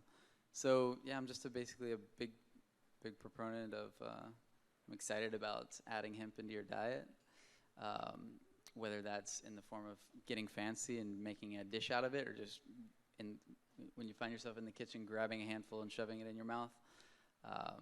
I've seen a lot of benefits, basically just replacing, whether it was eggs or different animal products. The hemp seeds just kind of rounded out my training and nutrition the past few years. So that's all I really have to say. If you have any questions about that, or how many people eat hemp seeds on a daily basis? Yeah, cool, right on. Yeah, I mean, there's no reason not to. I mean, they're very inexpensive. They're easy to find. You can get them at Whole Foods. You can get them at almost every single grocery store nowadays. So just also something that I really liked about it was that hemp seeds there's no known allergens, so it's completely safe for the body. It's extremely just easy to digest. You don't see that with nuts and eggs and a lot of other these rich amino acid foods. A lot of them cause digestive stress, and don't. It went out. All right. So just another reason, just that, the human body is made to eat these things.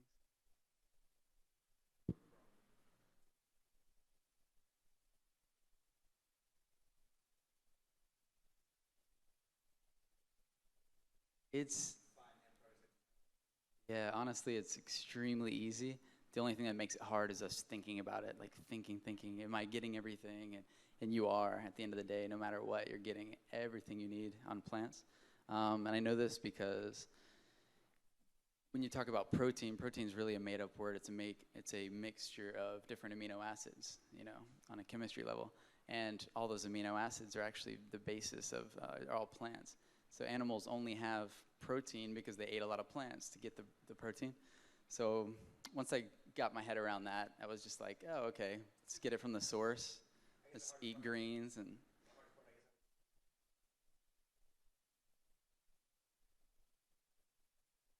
Yeah. Yeah, exactly. Yeah, yeah, and it's getting easier and easier. Just.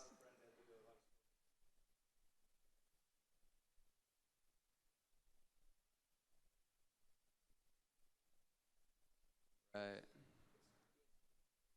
Yeah, yeah. Walmart's organic section, like healthy natural food section's growing big time, and yeah, yeah.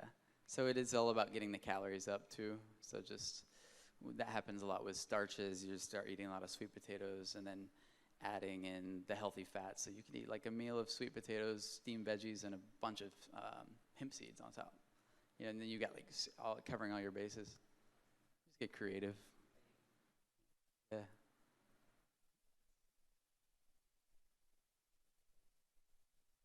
7 years. Yeah. Oh, right on. Congratulations. Good achievement. Hi.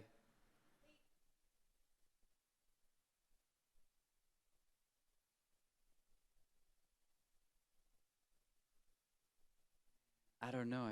I just bought a whole bag from the farmer back there, so this will be my first experiment with the leaf. So I'm so excited. I'm gonna juice it. I'm going to dry it, and we're gonna add it to some of our recipes at the shop.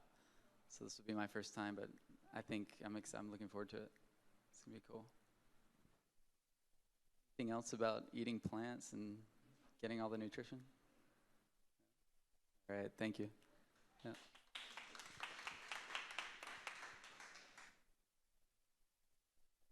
All right, so next we're going to have Sam with Greens, Eco Build and Design, talk about hemp in the home, and it's a very informative, exciting presentation he has for you guys. If you're interested in hempcrete and everything else to do with how you can incorporate hemp in the home, from clothing to getting into a hemp car. So I would stay tuned because it's going to be exciting, and I guess he's going to get set up for that, and he'll be here in a few minutes. He's getting set up, so.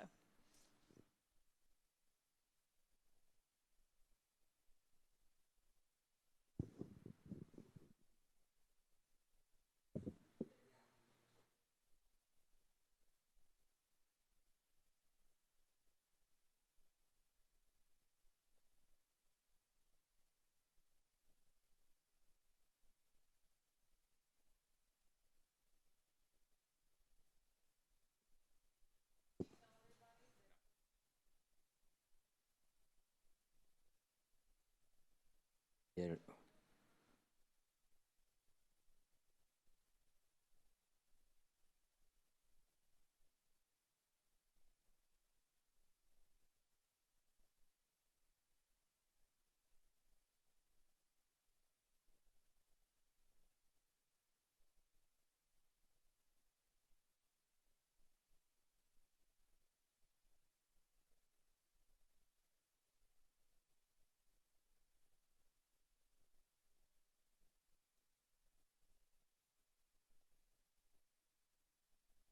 Yeah, Sam and I have been working together for now 6 to 8 months.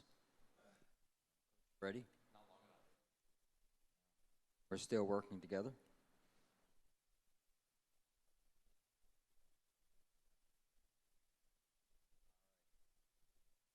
Well, yeah, Sam has a very unique mission that he's on. First of all, Sam's mission is to cultivate a life that celebrates the beauty and bounty of nature among family, friends, and community. That's his personal mission. and with his business Greens, it's the healthy home improvement, stimulating health, environment, and economic.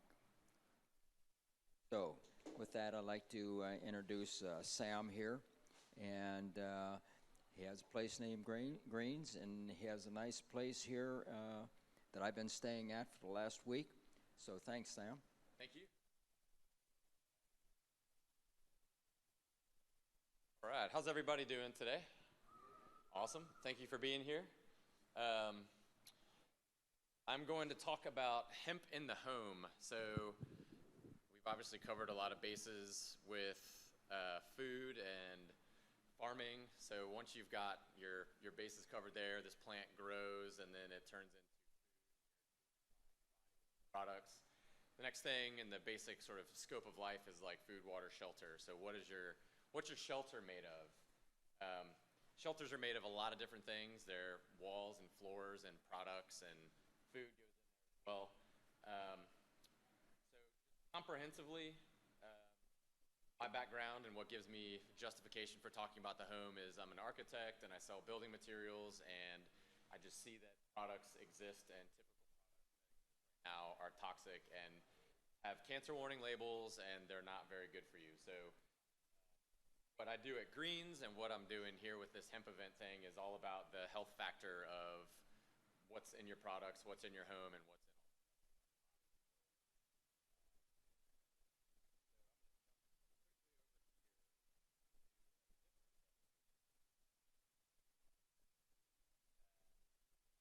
not have been possible without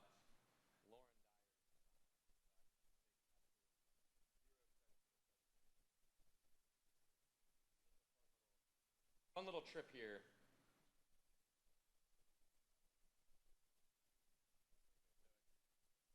Hemp your home and hemp your life.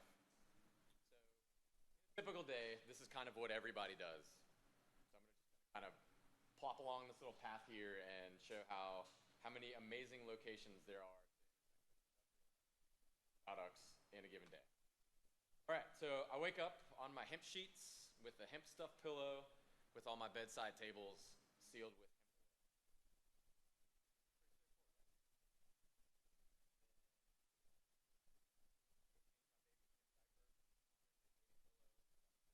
Fibers, which are hypoallergenic.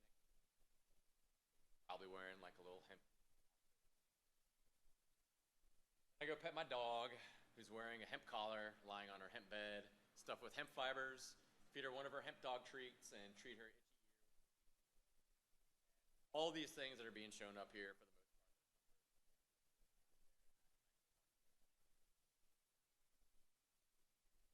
After I've pet my dog, my little hemp dog, I sit down for my morning reflection and I write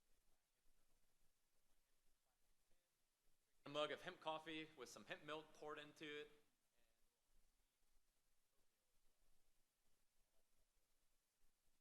And it's only 7:45 and I've had about 6,000 interactions with hemp already. Optional for me usually, but this is where you go to the bathroom and get yourself spruced up for the morning.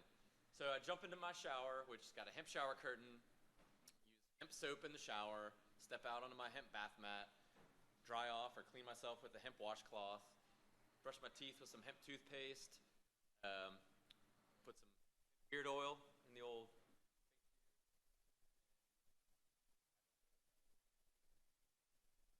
hemp deodorant. Dio, I see. Hemp deodorant. That's a thing. Dio. I've never heard it called that. So then, step out of my hempcrete home and onto my front porch sealed with hemp shield. My hemp car, which runs on hemp oil. So this is going to be a moment of pause here while we're talking about sort of architecture, construction, building materials.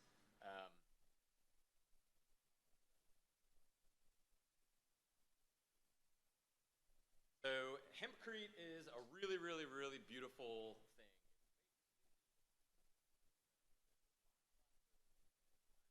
Binder, so glue.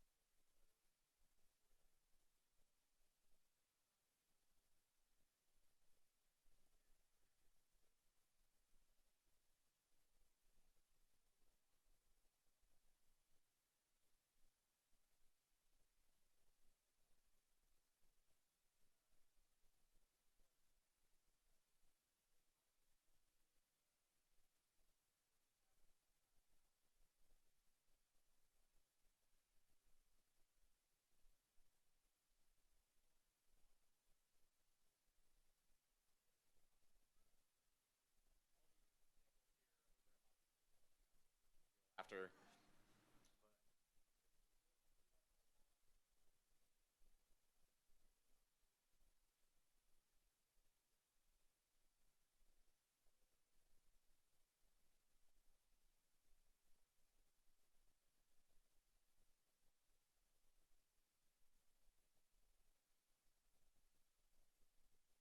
Five days later, depending on climate, weather.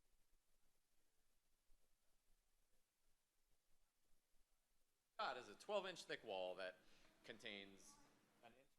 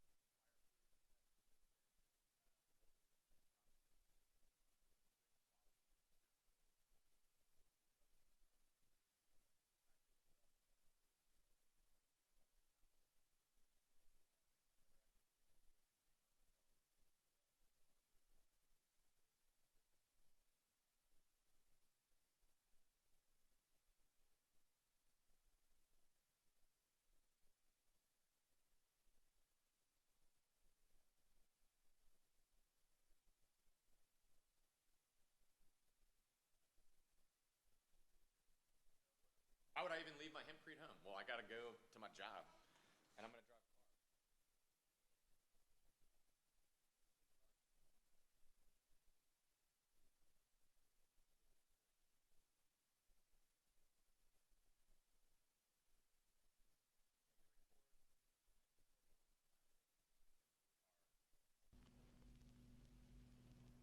Amongst the thousands of products made from hemp, one of the most extraordinary is Henry Ford's plastic car.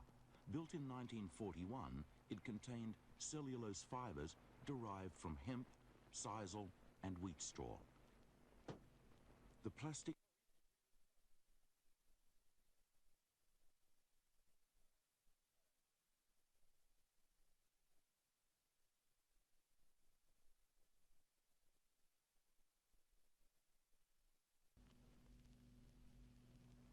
Amongst the thousands of products made from hemp, one of the most extraordinary is Henry Ford's plastic car. Built in 1941, it contained cellulose fibers derived from hemp, sisal, and wheat straw. The plastic was lighter than steel, yet could withstand 10 times the impact without denting.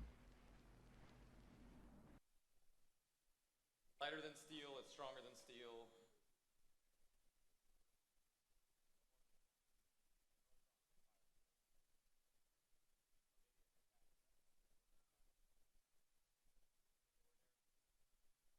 They working on hemp batteries back then?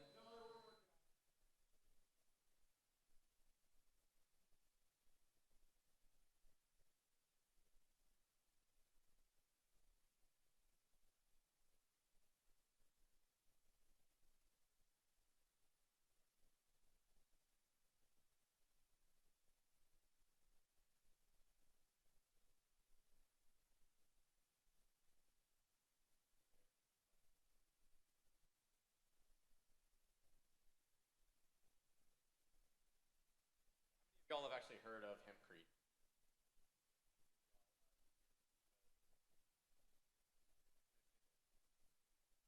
Next hempcrete mogul back there.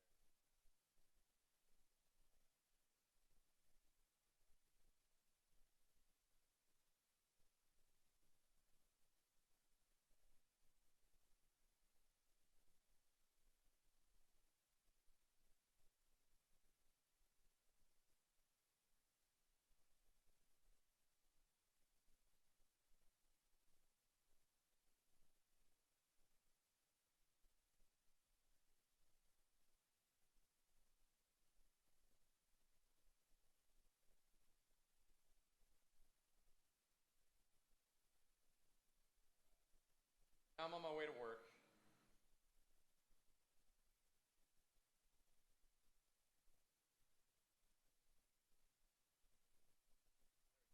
I go to work at the hemp factory, where we turn anything that was made from traditional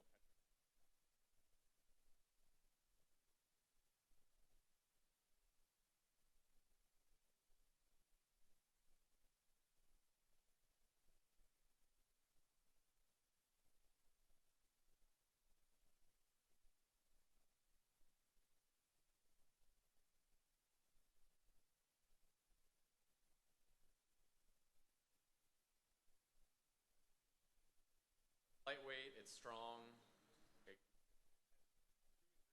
biodegradable. After I come home from work, and at some point during my work,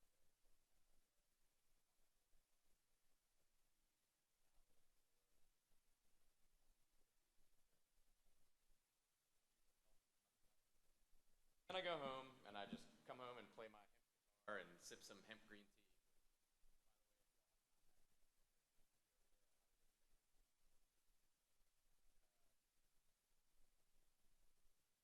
That's it.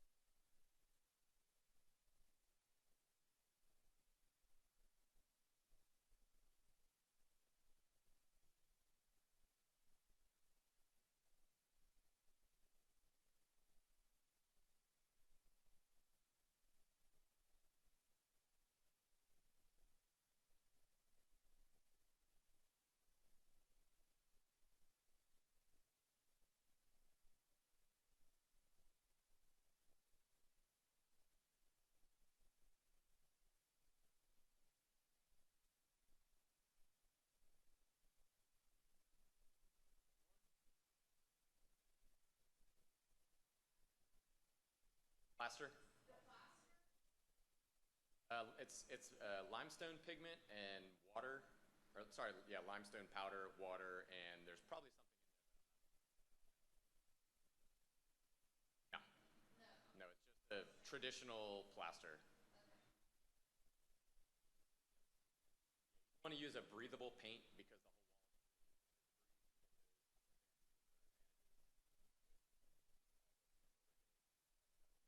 put a very opaque coating on there. Have some moisture build up on the.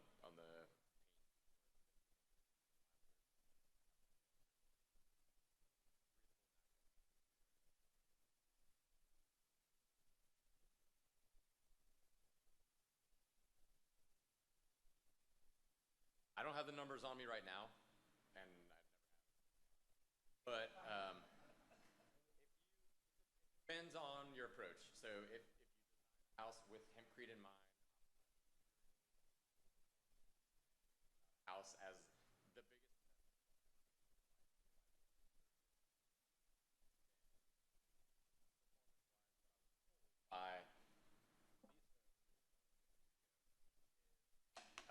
to 10% more.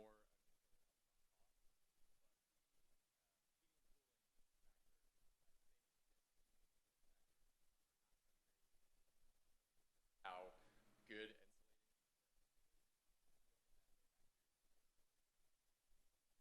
Yes, Coach Freddie.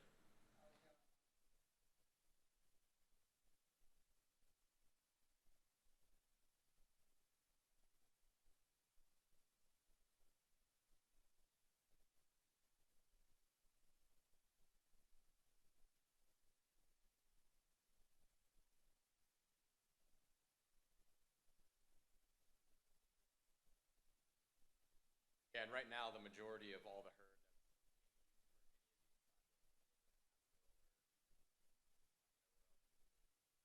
Colorado, it's all coming from.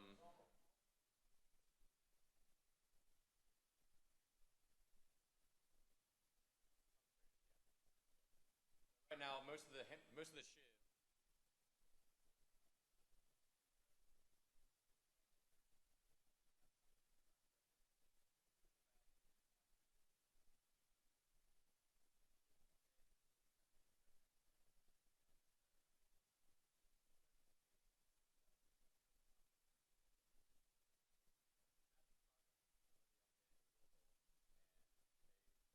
That shiv, and 4 hours away from here, we've got a place that process shiv and.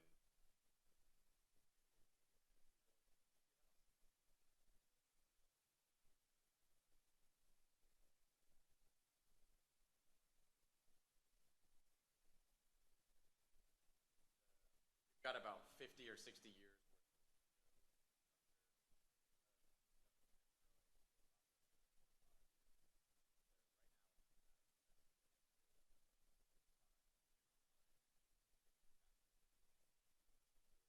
Like little babies in this industry. We want it grown, we want it processed.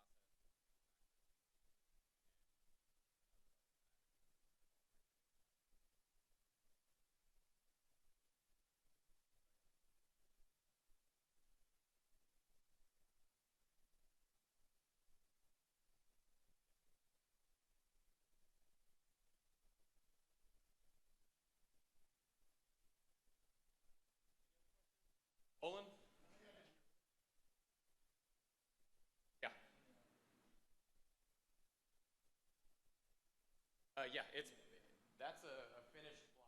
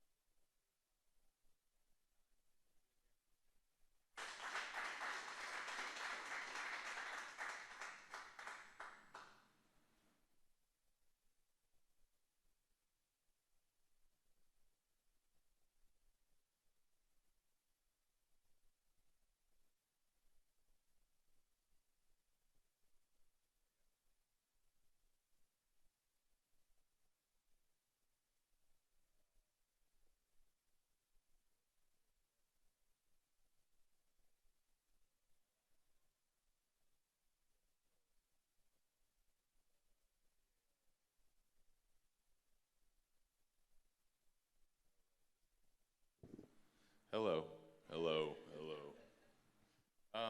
So my name's Will Tarleton. That's not my last name. Not how you spell it.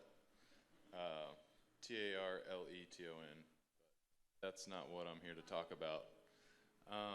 So yeah, I'm working on a number of things, but fiber being one of them.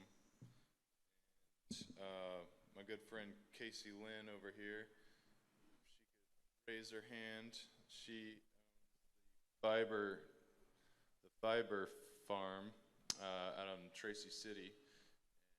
Works with mostly animal fibers, has alpaca there, does wool, then also working with natural fiber, plant-based fibers.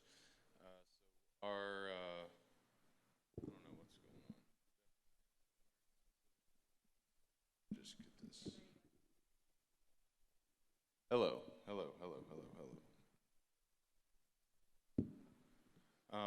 So this year, one of our fiber projects is going to be similar to one that was done in Kentucky last year, where they made an American flag out of hemp and American-grown cotton, and I think most of it was made from American products, but all hand-done, spun, woven, dyed with the fiber shed out of California. And but this year we're going to try and focus on creating some Tennessee state flags out of all Tennessee grown fibers and dyes, and working with local Tennessee folk artists and natural fiber artists, weavers, spinners, dyers, and try and get a collaborative project going together to sort of increase the awareness of the potential textile production and use of hemp. Hello. We have, I have a company called Tennessee Grown LLC with my partner Nate, and who's not here today. But we have 2 acres of Futura 75 growing out in Perry County, which is about an hour and a half southwest of Nashville. Family farm of Nate's, and so we have 14 acres that we applied for to grow, and 2 have been planted in Futura 75. We planted that pretty thick, about 50 pounds of seed per acre, and with the fibers, what you're trying to do is, one, outcompete the Johnson grass and pigweed. Also get fibers that are very tall and straight. And for this particular project, we're going to do some testing on when to cut the plants down for the best kind of fiber quality, softer fibers, more fiber to herd ratio of the plant. So as the plant grows and matures, those outer fibers in the stalk of the plant become hardened and become more of a woody pulp, or a woody material that would be better for hempcrete than necessarily fiber. So we're going to test cutting the plant down a little earlier, still green, and get more of that fiber, a better fiber ratio to the woody.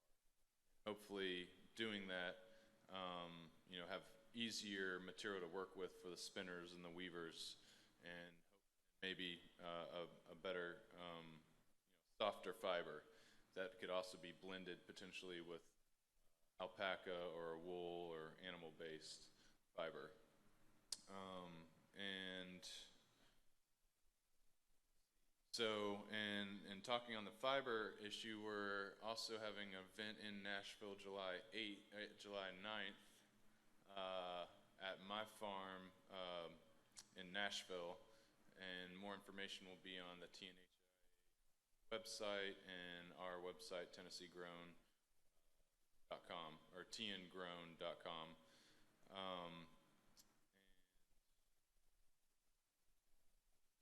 Any questions at this point about fiber? Anyone interested in fiber?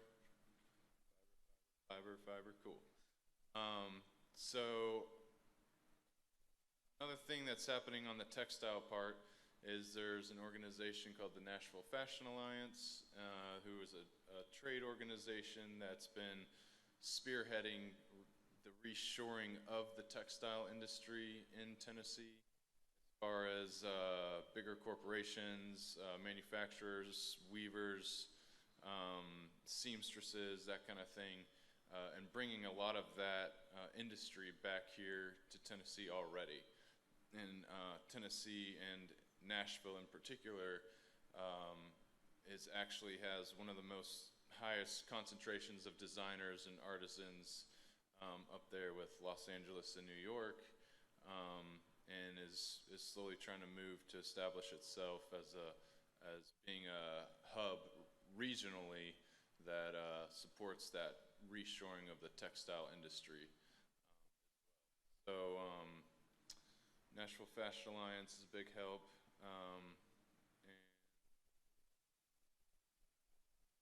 So our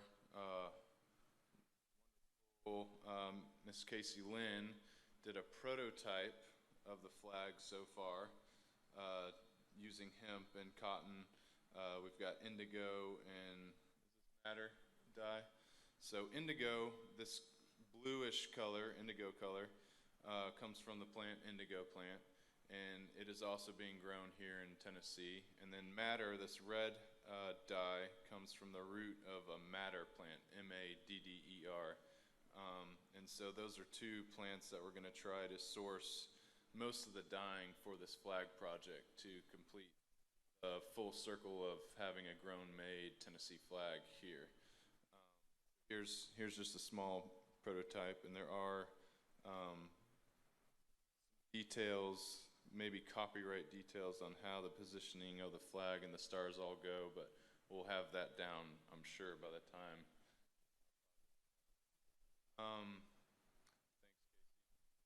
And questions at this point?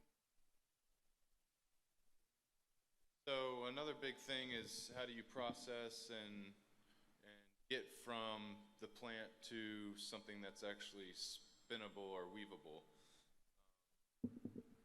So there's a process called decortication after harvesting the stand of hemp. So just taking you through the steps where we've planted the seed into the field, we're watching it grow, it's shading out all the Johnson grass and pigweed, it's a really clean crop, and we're out there in about 60 days to harvest it from when we planted it, and it'll be about 48 inches tall or so, and maybe 20% maturity, still green. And there's a few ways to go about harvesting it. One would be a sickle bar mower on the side, and you're basically cutting it down, putting it in shocks, standing it out in the field, and either letting it, what's called a process of retting, R-E-T-T-I-N-G, that is a process of weathering of that fiber and the breaking down and the separation of the fiber from that woody inner hurd part of the plant. So through microbes and water and nature, those plants begin the fiber and herds begin separating and softening. And so there's a number of ways to expedite that process, either through water or chemicals or biological, but that process happens, the retting process happens, that breakdown of the fiber in the herd begins right after harvest, or right after cutting it down.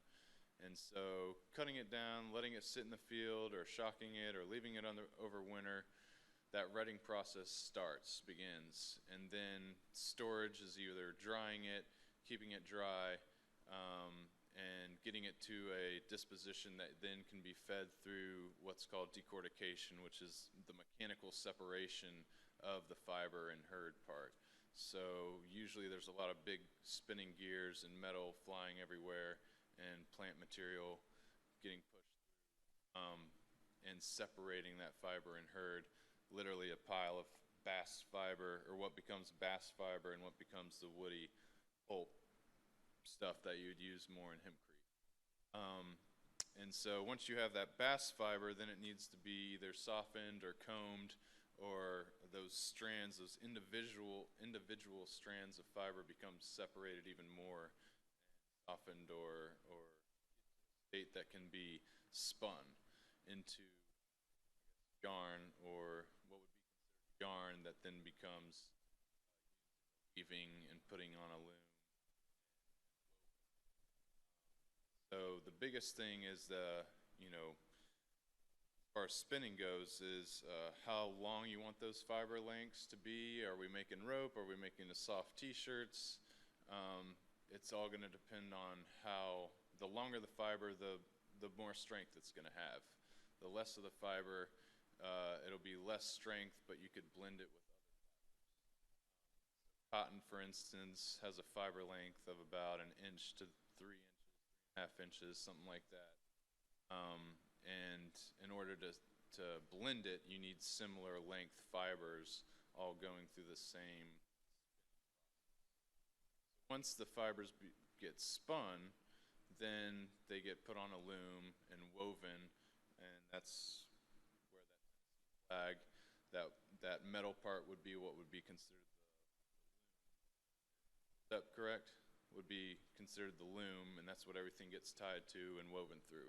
And so then you have an actual textile fabric.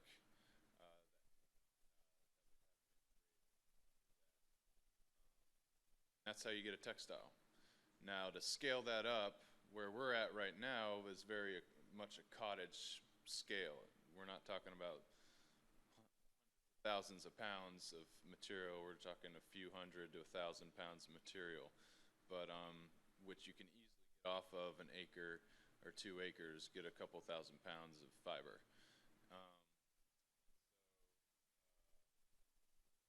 So the scaling up part is going to be the more intensive infrastructure that's needed. So to really do this on sort of a commodity scale, you're going to need $1 million plus facilities and kind of organization. And the other big part of this is that dealing with fiber and herd, you're not really going to have an industry that's going to be very centralized, because it doesn't make a lot of sense to carry this material very far to a processing plant. And typically in Europe, I believe it's within 100 miles or so. So you would have a processing facility. What's great about that is you're encouraging a lot of local infrastructure to be set up and made available sort of regionally and locally, and you have your co-op of farmers that surround that one centralized local processor, and that's where the economics begin to make sense. China, Europe, Canada, Australia have a lot of this infrastructure that's been going on, and like we heard a comment before, we're 60 plus years behind in having any kind of infrastructure for fiber that is scalable to a degree. A lot of that is coming back now with the higher tariffs of import exports internationally, and NAFTA and trade agreements and all that kind of stuff that really damaged our domestic textile industry in the 80s and 90s and left a lot of rural America bleak, because, well, at least in the southeast region, the offshoring of our whole entire textile industry. That's kind of the seed to fabric, fiber outline.